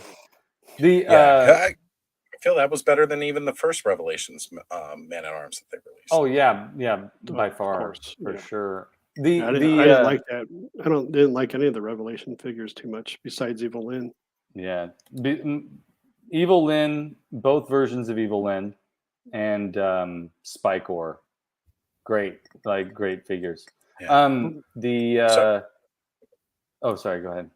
Well, I was going to say, Jim's bringing up the fact that for the crossover line, Man at Arms crossover should have had more of a Casey Jones vibe to him. Yeah, I can't figure out what's going on with Man at Arms either. Like, I don't get what that crossover is referencing. I don't see any. I see the turtle shell on the shoulder, but I don't see any other. Who's he supposed to be? He's got a shield, and yeah, like you say, he's got like this little turtle shield up here. But honestly, like to me, the Donatello being like Man at Arms, that makes sense, and that looked good. I actually like that. I think that's great. But you're right, like Man at Arms himself for the Turtles crossover again feels kind of like a little bit of a letdown. Like have him come with a baseball bat and a backpack full of gadgets and accessories or something. Like Casey Jones has the golf bag full of sports weapons. Yeah, I even thought maybe like Fisto, because in like one version he's got like the big old hockey, the hockey pad arm. Yeah, like go ahead and do that for like a Fisto type thing. That could work. Yeah. Not to move away from the Turtles, but I guess I'm doing that. The thing that we're missing is, from the new Eternia line, is a Merman, and an Evil Lyn, and I don't know why that's not a priority. I knew we needed to. Maybe they're just taking their time, but it was. And then also, I feel like since New Eternia line has improved so much, they probably got to go back and revisit Beastman a little bit. Because the more I look at that Beastman figure, the more I want something else there. The head sculpt, I don't know. I feel like it doesn't quite do well. You know what it is? I figured it out just now in talking. Is we saw the images of the Mondo Beastman, and that just spoiled me. A Masterverse New Eternia Beastman that had some of the elements of the concept art, but looked a little bit more like the vintage toy. It kind of, it would end up looking a little bit more like the Mondo Beastman, and that's a spectacular figure. He's just saying, do a Mondo Gecko Frogmonger crossover. What if we just had? What about the Punk Frogs? Oh yeah, that's for sure. Genghis Frog, Napoleon Bonaparte. Like, they had frogs with the Ninja Turtles. Doing them with the Frogmonger would be great. You know what? Not to take it back to Beastman, but a good combination would be Slash and Beastman. A good combined character. That would be cool. Yeah. I'd be down come with the guitar and play some Guns N' Roses. Is that what you're saying? Not that Slash. But that would be good. Beastman with a top hat? Yeah. Yes. All right. Okay. I'd be down for that. Beastman with a top hat and just sending it out on a guitar. That would be amazing. Yeah, I agree, Kenzo. Like, we didn't need 2 Merman Rebel. And also, by the way, that all you needed was a head swap and armor. That's all you needed. They did not need to do a whole nother figure for that. That was the of course, that's how they make their money. That's how they make their money. True story, greedy bastards. Now, folks, we are talking about the nothing. Now, see what's funny about that, though, right? Like they say that's how they make their money, but don't they just realize that they pretty much print money every time they put out a figure that I don't know we ask for? Versus like, well, that's the thing though. They put out the figure; it didn't cost them hardly anything, and they're making money on it because everybody's going to buy it anyway. That wants those completists and stuff. Yeah, that's true. You're right. It's like, how do you make another He-Man but different? Oh, let's just turn him blue. Good to see you, Captain Biscuit. And I think Bebop or Rocksteady Beastman makes a lot more sense for sure. That's true. Web Store and Baxter Stockman. Oh, there you go. Of course, that's an easy one, right? That would be good. I think. Well, I hope they don't cop out and do Buzz Off and Baxter. Oh, okay. Well, that's what they're gonna do now that you put it out in the ether. That's what's gonna happen. They were like, "Wait a minute, write that one down. Write that one." Down. That's one they doesn't want. If we could prove they were watching this show, that might be money for us. Yeah. Let's see. The one-eye merman can be an army builder for the two-eye merman. Yeah, I can see that.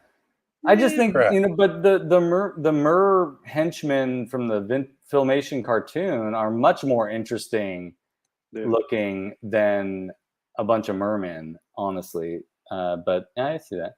Tila O'Neill is a must, yeah, for sure. Skeletor art on the card back looks like they mashed it with Mosquitor, perhaps. There's a blood-looking thing on his chest. You talking, was it Skeletor that had the blood-looking thing on his chest, or was it Shredder? Okay, no, he said, sorry, the Shredder art. Yeah. So if you guys noticed earlier when they were posting a lot of this stuff and they were showing the back card art, there was a long period today where they weren't showing the complete card art. They were just showing the half with the figure that was being sold because apparently there was additional spoilers of what we haven't seen to come yet. And then they ended up just somebody got a hold of the full image and started putting it out there. I forget whose page posted it first, but that Shredder looks pretty sick. I can't wait for that. I'm okay with not getting any of them. I'm just going to say it. I would like those weirdos. I think, as Bud says here, a Leatherhead and Whiplash crossover might be cool to see. All of these would be cool to see. I just feel, for me, I would much rather see them focus some more energy on the new Eternia line. And I know they are doing it at the same time, but here's what I'm afraid of. It's like a shotgun blast. You got all these little BBs going everywhere, and if the Masters lines get too scattered, you're gonna have people like me that fall off the boat, and the enthusiasm might die down a little bit. I know they're betting on parallel fan bases, TMNT and Motu, and it definitely exists. That's what Thanos is saying here. Yeah, it definitely exists, and it might actually bring, like Thanos is saying, might actually bring people over. I just get a little worried about that sort of so much inundation that that some of us fall off the boat. Well, again,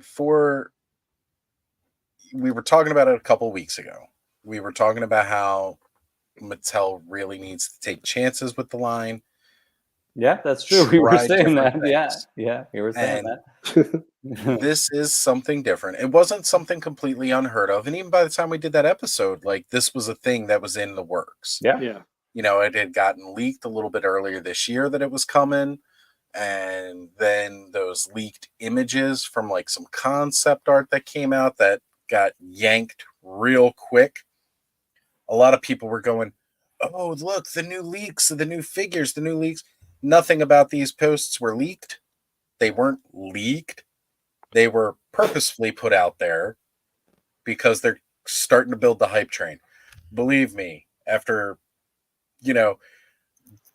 speaking and hanging out with Toy Habits around the time that those original leaked concepts came out that they posted and how quickly they got shut down with a cease and desist versus these going up today, and then the artists and everybody else being like, oh, I guess we can show this off now. It was all intentional. None of this was leaked. Right. Yeah. That's their marketing ploy. They're going to just release things kind of quietly on the radar to influencers or whatever you want to call people. And then they put it out there and really, really try to get the hype train moving behind it. I got to say, these final designs are way better than what we had seen previously. And the box art looks amazing. Like I said, I am a big, big fan of this box art. I'm glad that Mattel is taking a chance. We all knew Playmates and the Ninja Turtles will slap a license to anybody who wants to try, because that's literally what they've been doing. I originally thought if you start a new toy company now that you just automatically, it comes with a beginner package that gives you a turtle license since everybody's doing turtles. But no, apparently you just have to ask for a turtle license. That's it. They don't just automatically give you one, but if you ask one, Playmates will be like, yes, here, make some Ninja Turtle toys. Nickelodeon approves of selling their product to everybody. So it was a risk for Mattel. Playmates doesn't see it as a risk because, again, they've got so many turtles out there on the market that what's one more? It's not going to hurt anything, but it could help in a lot of ways because there are people like you, Skelly, who aren't all in on the turtles, that you're probably going to look at these and possibly pick them up. I mean, we know you've already said you definitely pick up your Krang. And maybe. Bobby, it depends. I have a feeling Bobby's going to pick up Trapjaw. Nope, I won't get that one. He says that now. But no, I won't. I'm not going to. I have no interest in it. But, even I was looking at them like, I don't need these. I don't really care for these. But the more I look at them, the more I like them. I really like that look on the Leonardo. As somebody has pointed out now, several people in the chat pointed out that the Man-at-Arms has a lot of samurai vibes to him. And that makes a lot of sense. And I kind of like that idea. I want to see that figure more before I want to just go run out and pick one up. But, I mean, it's also okay not to collect everything, too. That's right. Yeah, I was just reading, thank you for ending on that note, because I just saw someone mention in the chat. I don't know where it is, but it basically is saying I'm going broke with all this, and yep. That's like, there it is. Thank you. Eternian Royalties said that. I can't remember what he said, because where is it? Well, I was putting up here with the Thanos' original statement that he was responding to. It's not. Right. It's okay to not want toys coming out. I actually like when a wave does nothing for me because it saves some damn money. Yeah. So, and here's the other thing too. They're very smart. These companies are very smart. The more we look at the images, the more we're going to be, when we see it in person on the shelf at Target or wherever we see them, we're going to be like, oh, I do want that, because we've spent so much time with it and it's grown on us.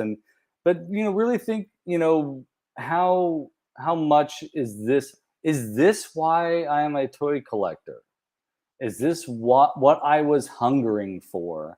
And that's where, that's where I get a little bit contradictory, is that it's always great to see new things and new versions of things. But also part of me wants to keep riding that nostalgia wave, because that's how I can defend my collecting. And it's the defense that makes the most sense and that would actually hold up in court. Like, if I had to go on trial for this. So just to get the things because they're new and they do something interesting or slightly different, I have a hard time with that. I can see the appeal for folks, and I can see how some of these figures might eventually appeal to me too. But don't rush out there. Let yourselves sit with this information for a while. Don't just, don't continue to spend so much time with it that's all you're thinking about. Right. And then think, like, I mean, I love Universal Monsters, and I like the Teenage Mutant Ninja Turtles movie, and I like those early Eastman and Laird comics, but I'm not going out and buying the NECA Universal Monsters TMNT mashup, even though they are phenomenal figures. So it's just think hard on this, folks. Because I was going to say, it's like, what do you want your collection to actually be? What makes you the happiest? Do you, or is it just the excitement of something new that you can get, that you constantly are grabbing to make your, like, do you feel you have to have this huge collection, or, keep it smaller, but love what you have in a way, That's it. I agree 100%. Like, if the gigantic collection, if the museum in your apartment or in your home gives you substantial joy, then by all means take that route.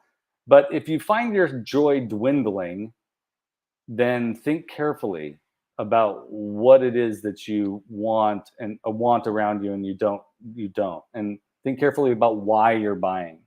And if you're looking at your collection and say it's like really big, like some people really have crowded shelvings, of figures, and you're looking at it and you're like, oh, I didn't even know I had this one. There's an issue where you're like, I'm just buying to buy. And I did that before in the 90s. I did that. I was buying to buy. And I quit that a long time ago. I was like, I got to focus on certain things. It makes it more enjoyable, and especially going out and grabbing those pieces that you really have your eye on, compared to, oh, I got to get 5 new Origins figures, or I got to get this and this and that come out next month. I can't buy what I really want because of this stuff's coming out. That's tough. If I had kept buying all the Origins things coming out, I wouldn't have been able to afford this little guy, and this guy makes me really happy. Like, I agree. He's one of the coolest figures, and I've passed on him for right now. And it's something that I need to correct because I want him. It's only $20. Travis, go ahead. Sorry. I was just going to say, Travis is saying, Oz, where were you 12 months ago when I began collecting everything? Because we were all stating that you don't need to buy everything. I was probably on here shilling for 4 Horsemen. So if you're wondering exactly where I was 12 months ago at this point, it was probably shilling for 4 Horsemen. So I want to say we made these points every so often. We've been fairly consistent with this. In fact, we've talked about revising the collection. We've talked about a whole episode about and it's something that people should think about, concentrating on what gives them joy. We live in a particular period of time. By the way, every generation has that particular period of time where things just feel kind of awful, and it's this ongoing cyclical thing. And for us to not know or be able to identify that what makes us happy in a true way, not just superficially, then that's dangerous. So it's important to really think carefully about it. And like we said, and we're just sort of saying the same thing, but it's easier said than done, and it's hard. You got all those goodies out there that look beautiful, and having ADHD does not help too. I understand that completely. And so, but thinking about when I sit here at the desk and I look at these things behind me, and I'm not looking at the boxed up things in the other room, I honestly forget what's there in those boxes. Exactly. And I then I go back through there. I'm like, oh yeah, I can't not have the Halloween toys because every season I bring them out. Right. But honestly, these are the things that give me the real joy right here. There's novelty in those other boxes, but right. Look, I don't collect anything. I don't collect anything Sesame Street. But as soon as this fell out of the box today, I started grinning and smiling. I mean, come on, It's Big Bird, even though he's like 2 inches tall. It's the biggest oxymoron I've ever seen. Big Bird mini fig. Those are folks. Those are hitting the dollar stores right now. I got this Oscar. Oh, I love that Oscar. He's adorable. Do they have a count one coming? They haven't released him yet, but trust me, those are the ones that are available. Right. So you got Cookie Monster, Elmo, Big Bird, Oscar, and Elmo's $1.25.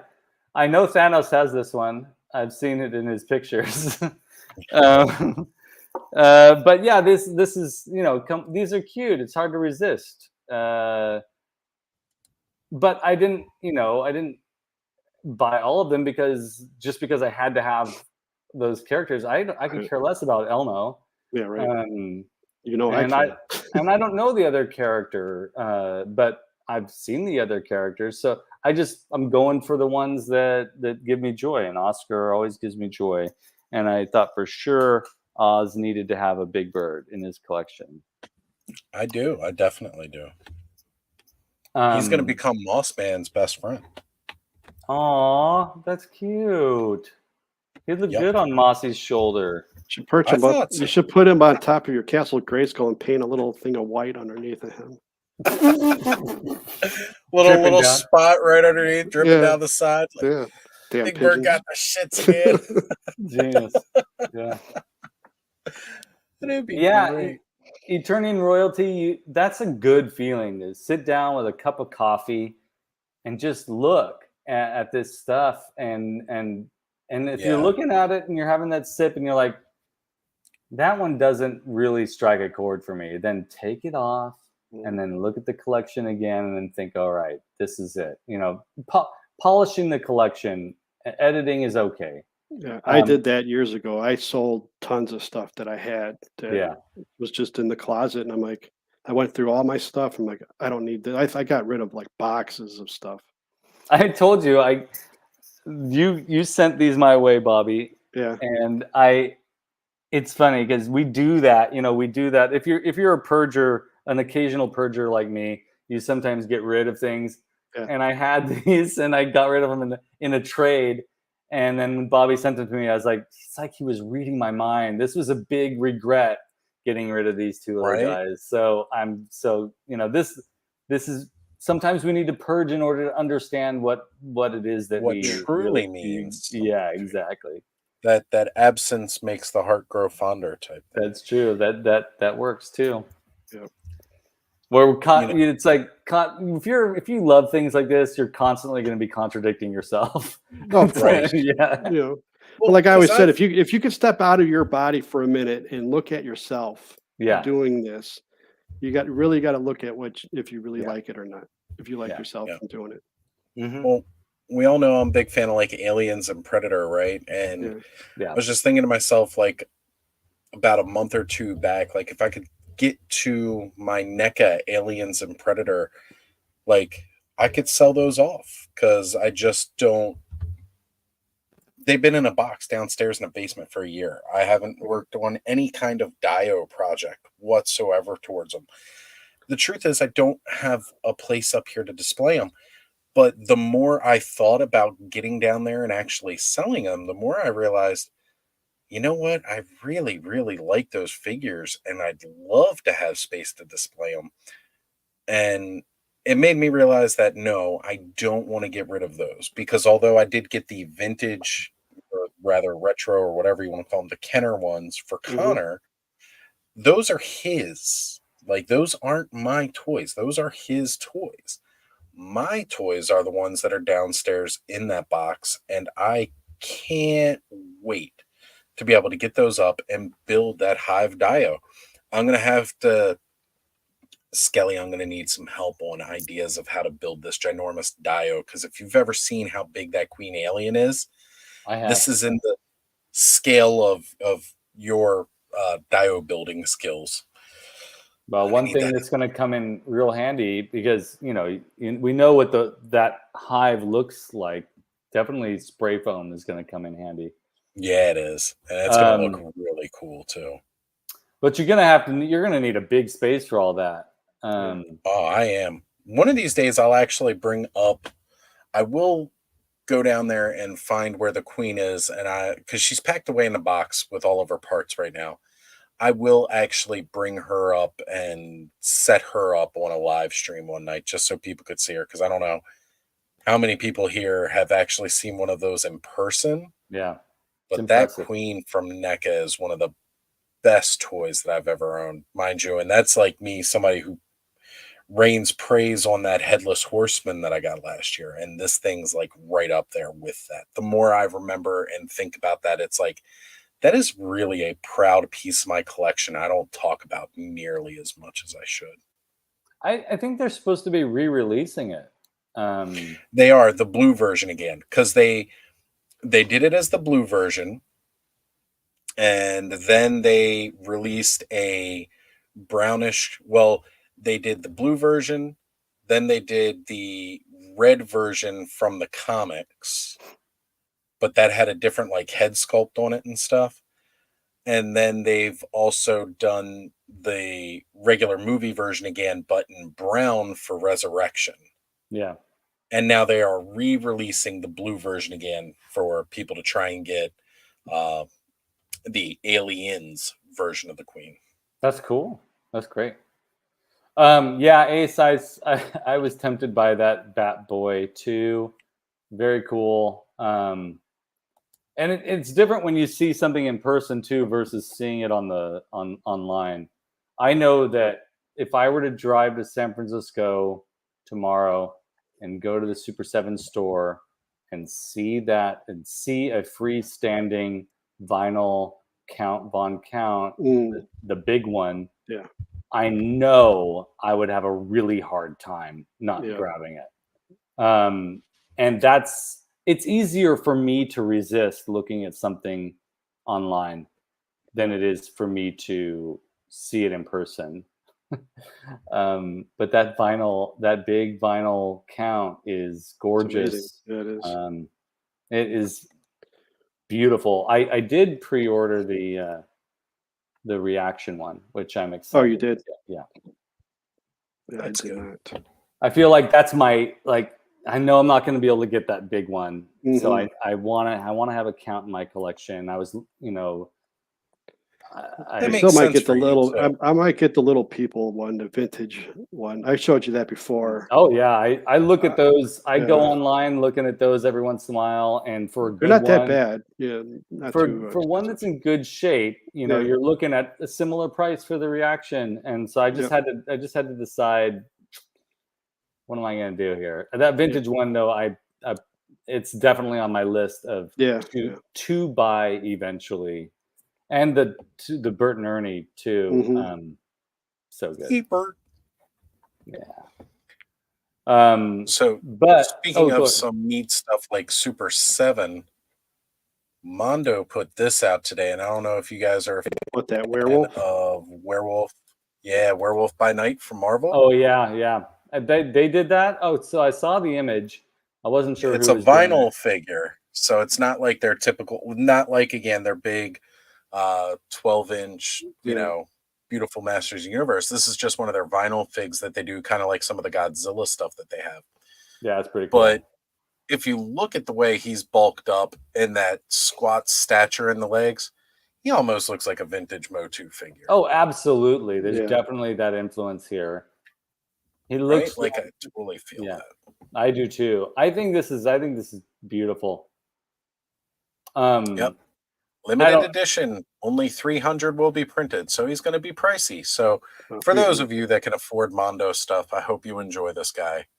Yeah, I'll be passing on him and staring at him from afar. Me too. He is cool. And I used to have some of those Werewolf by Night comics. I have three. The ones that have Moon Knight in them. Oh, I have Moon Knight's first appearance. Yeah. Nice. Wonderful. Yeah, he's cool. It's a 10-inch figure. I didn't realize it was that big. This will not work with your Masters of the Universe collection, guys. Forget everything I just said. That's true. That will not. Wow. He's cool, though. Hefty boy. Yeah, I feel for folks that can grab these things when they see them, that's really cool. Well, that's what we were talking about. You know, do you want to buy 100 Origins or GI Joe or whatever, or do you want that real cool big figure? Yeah, you gotta decide. Yeah. And I've not to keep talking about the Mondo Beastman, but it was a tough one for me because I have so many Beastmen already, and I have the vintage style big one, the 12-inch one, the 12-inch one, and that makes me real happy. And I just had to think like, okay, I got to be good. Similarly, I'm probably not going to pick up the Filmation style one. I don't like that one too much. The Filmation Origins one, it's just not doing it for me. Yeah, Oz is just tempting me with the creature, aren't you? Yeah, just a little bit here. Yeah. He's just virtually rubbing. You can just go ahead and get this guy right here. Instead of getting the actual creature, go get his catfish, buddy. Just that portion of the picture. That's all he wants. I will say that the NECA creature that David sent my way is phenomenal. Yep. It's a phenomenal figure, and I'm chomping on the bit to get started on the model kit he sent. Yeah, look at that. That's so cool. Yeah, I wanted to pick up that NECA Phantom, but I really wanted that retro style one too, but that damn exclusive, it kind of pisses me off. I know, that is frustrating. The glow in the dark creature was cool too. Yeah. I did I don't know if you've seen the Phantom in person. I have seen the NECA. Yeah, it's the ultimate one. Yeah, it's pretty great. I just feel like it's just almost there. That's one of the problems. Yeah, that's the thing. It's just something's off. Something's just a little off. Yeah. Like Bride of Frankenstein NECA. Yeah. Spot on. Like just an amazing figure. Yeah. The Frankenstein monsters, they're great. Wolfman, just a little off. I remember when he first was announced and he had the mustache and everything. Everybody was really throwing a fit. The Lon Chaney Jr. face. Right. Or head that comes with the Wolfman, spot on. Yes. But the Wolfman just almost there. And then Phantom, just the faces, there's one face in there that looks pretty darn good. And the rest are like almost like it's real tempting because I'm a huge fan of the Phantom of the Opera. Oh, that's my favorite. And it's real tempting. But the London After Midnight figure that they've teased images of. Oh yeah, there he is, ready to watch. Yeah, the London After Midnight figure is going to be a real tough one for me to resist. Yeah, I used to have, like I said before, I had the 12-inch doll that came out a long time ago, and I got rid of it, but that was really good looking.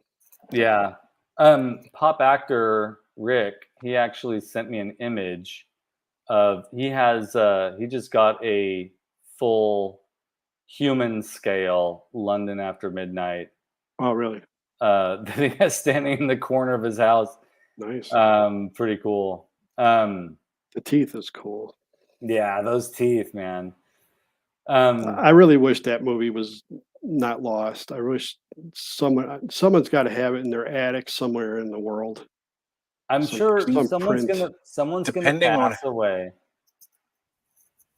depending on how it was stored, that film may have degraded, though. Yeah. Yeah. Well, they did find, like I said, I have the Edison Frankenstein from 1910. Yeah, that's true. And that was, I had bits and pieces of it years and years and years ago, but like 10 or 13 years ago, I bought some family owns like most of the film, and they put it on video, and you can only get it through that family. Yeah. And I bought it from them, and I was like, I'm happy I did, but I hope that someday that movie's been on my list since I got out of high school to get, so it's been a long time. Yeah. I wish someone would find it somewhere. It's got to be somewhere. Me too. I hope that in digging through somebody's archives, it just pops up one of these days. Yeah. That's going to be like finding Bigfoot. I mean, it's going to be a massive discovery.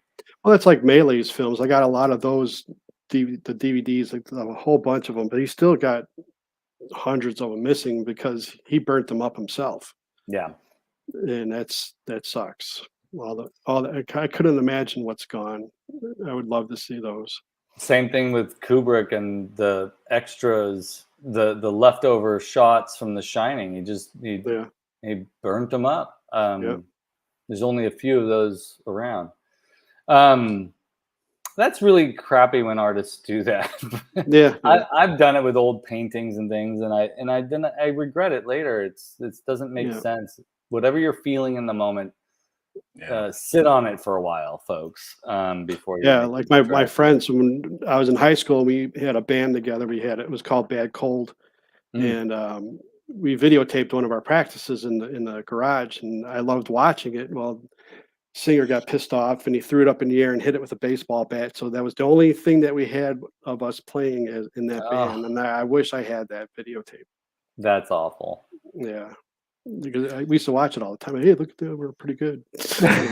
Yeah. But then, it's gone now, and it's like you'll never see it again. It sucks. Yeah, I've got some things like that. Yeah. That, and it's too bad that they're gone, but trust your memory, I guess. So what's coming up for you guys? We're coming to a close. What do you got on your agendas? I know, Bobby, you've got something coming up. Yeah. Bobby's got something big tomorrow. Big tomorrow. Tomorrow, I'm actually having it as a premiere tomorrow, since it's the first video. But I wrote and narrate a story, and it's going to be in parts. But the first part's tomorrow, 6 p.m. Pacific time, 9 p.m. Eastern. It'll be on my channel. If you want to go ahead and check it out, feel free to do so. I'm excited about it. I'm actually really excited about it. I used to be afraid to, do something, but this one I'm really like, I feel the artistic part of me coming out again that I've lost for a bunch of years. I'm glad. There's always a chance for that to come back. And Bobby, we have been waiting. I know for you to start doing something on your channel. Like I've been on the edge of my seat waiting for you to announce when you were finally gonna do something. And this is one of the most proudest links I've ever dropped in the chat. Oh, jeez. Thank you. Golly gee. Yeah, folks, and go over there and subscribe too while you're at it. Yeah. Go hit that subscribe button for our man Bobby, and that's right. Be ready for tomorrow night. It's going to be a big premiere. Yeah, I already got part 2 done. It's not recorded yet, but I have it written and everything, and part 3 is started. Cool. So I'm going to continue that, and then I got that other project that I thought of 10 years ago, but I'm going to try and get that done because it means a lot to me to do that one. I think it's a great idea. Chapter 2. No, it has nothing to do with that. My books and stuff, those are all on hold. Yeah. But I also had a story that was on Duchess's channel last night. That's right, last night. It's called Tombstone. She did a phenomenal job reading my story, and it was kind of cool. I wrote that story, 93, 94. like in college, and awesome. I lost the original, but I rewrote it through memory because it's always been in my head, and it was pretty almost right on to what I used to have. So yeah, it was cool to hear that, and it made it feel like I had a legitimate story. You know, it was nice to hear someone else read it besides my teacher that I had. Yeah. So well, I'm glad it's out there now.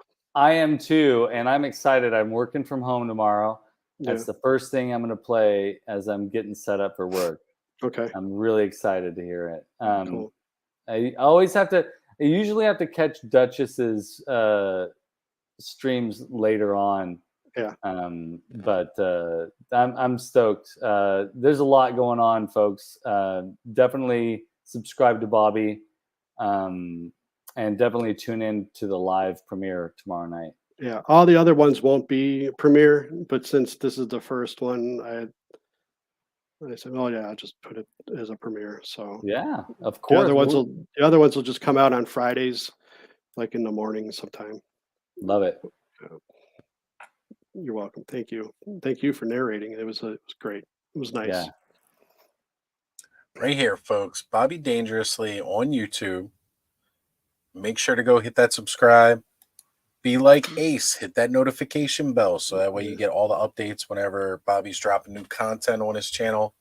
And I got links to, brother. Oh, thank you. And I got links to all my social media on YouTube as well. So I'm linked up everywhere. So that's right. You can follow me on Twitter if you want, Instagram if you want.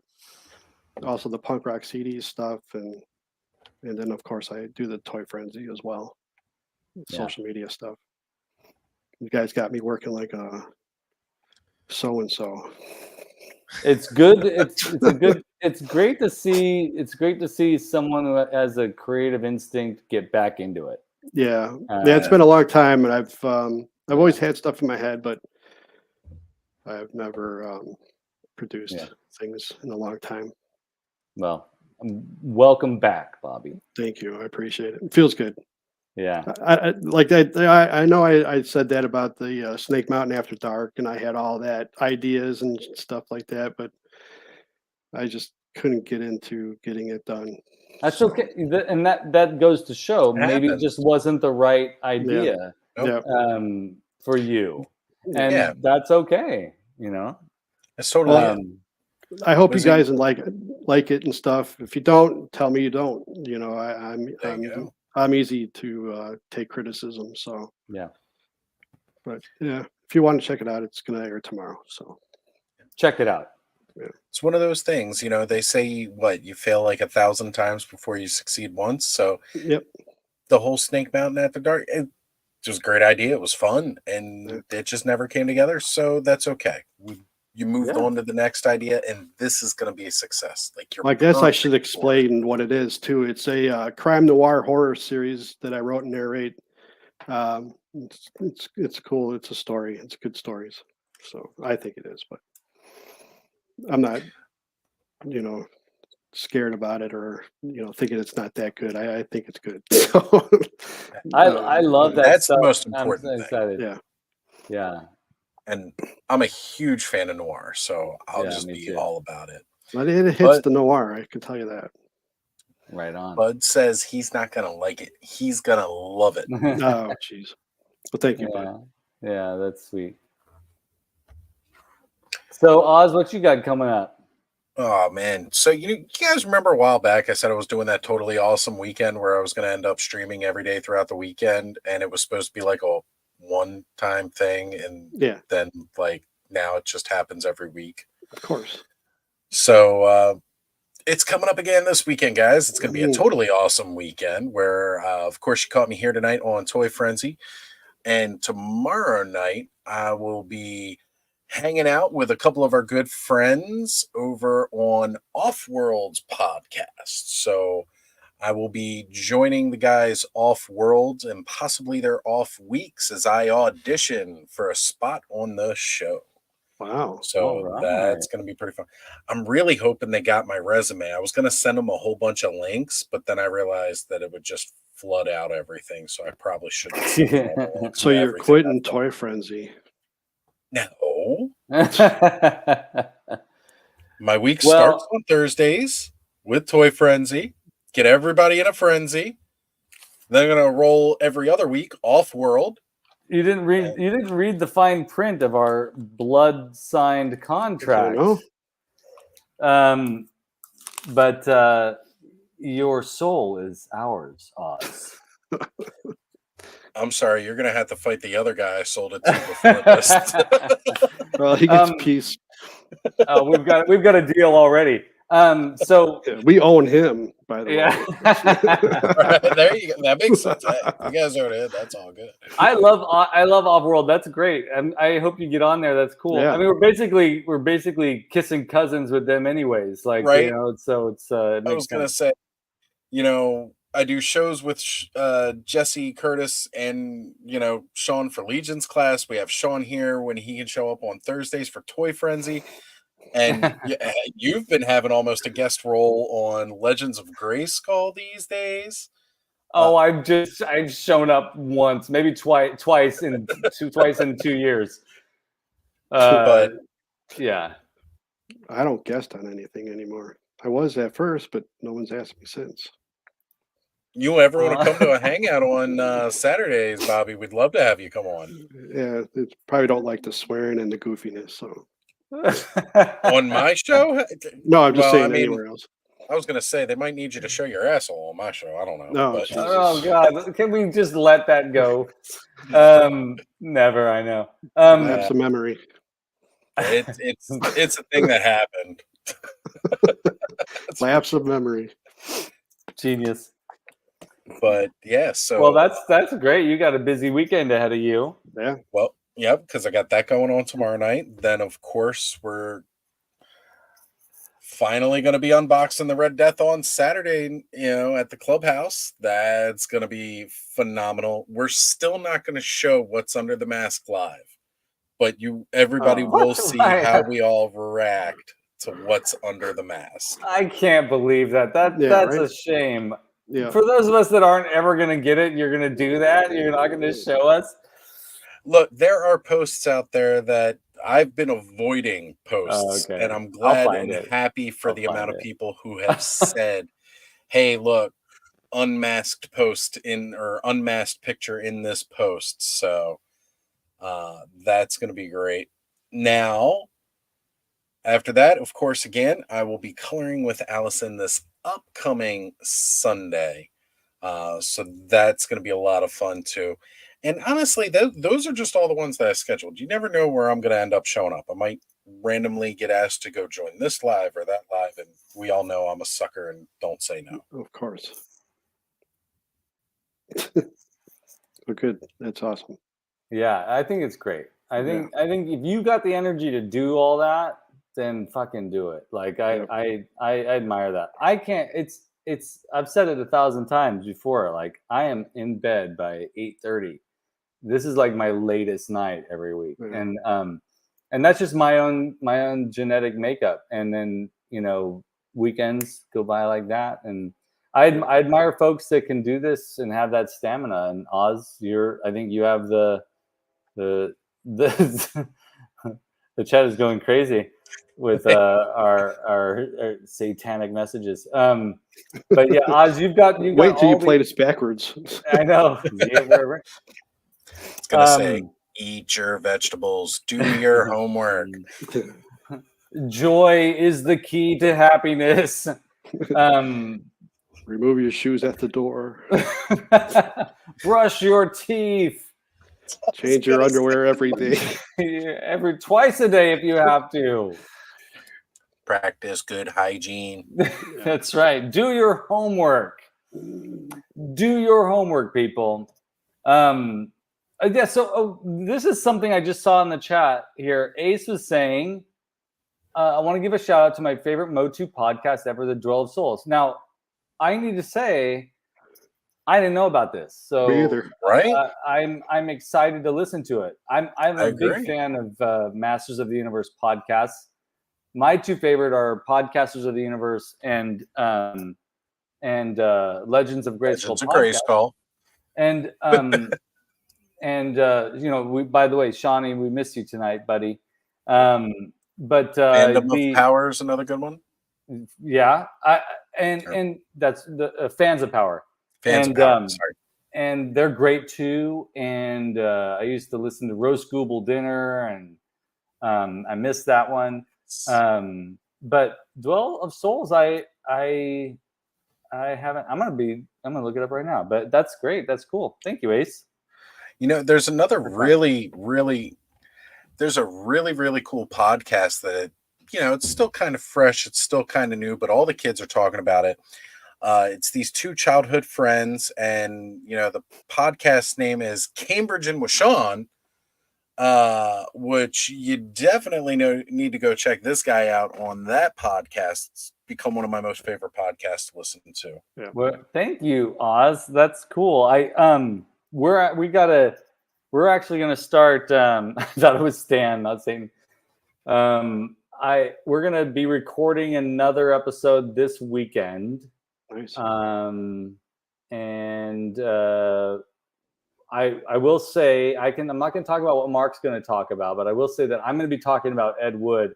I went through a phase where I was really obsessed with his movies and his artistry, and talk about him and his struggles and stuff, but focusing mainly on his creative work. And then of course we always go into tangents. But yeah, if you're all interested, that the Cambridge and with Shawn podcast we launch a new episode every month.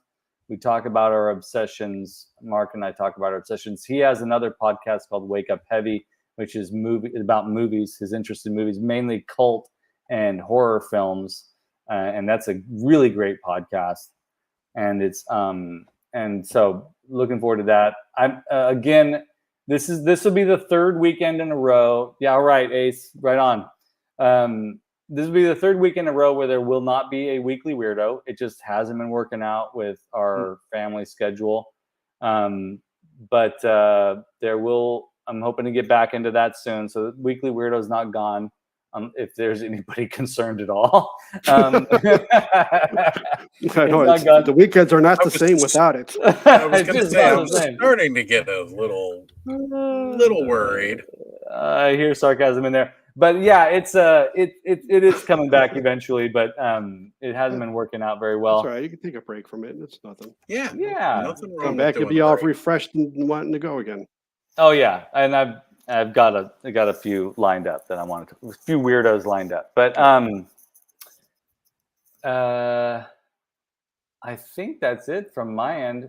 I feel like real quick. I was looking at the calendar, guys, and next Thursday is going to be it's got to be our Halloween episode.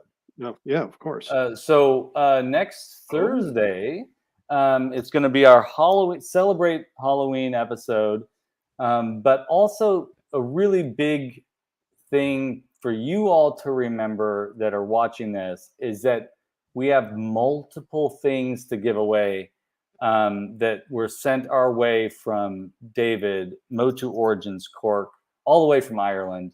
Really great stuff. If you collect Masters of the Universe things, I'm not going to tell you what this stuff is, but it's awesome.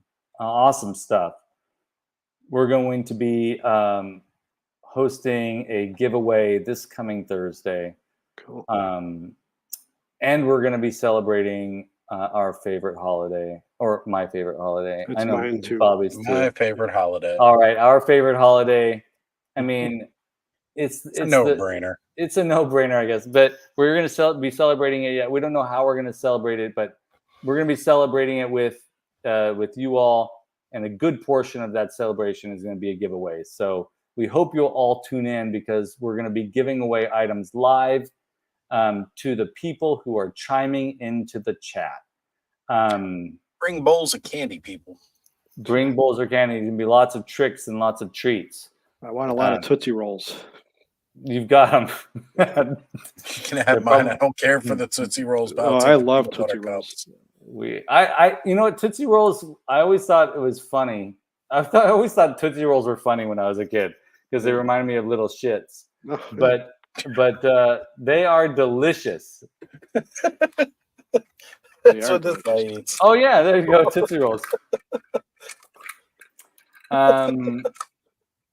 What's your favorite candy, Oz? That's a good question. Reese's Cups. Well, let's save that for next week. Oh, okay. Yeah, that's part of next week's conversation. All right, fine. A candy corn. I love candy corn.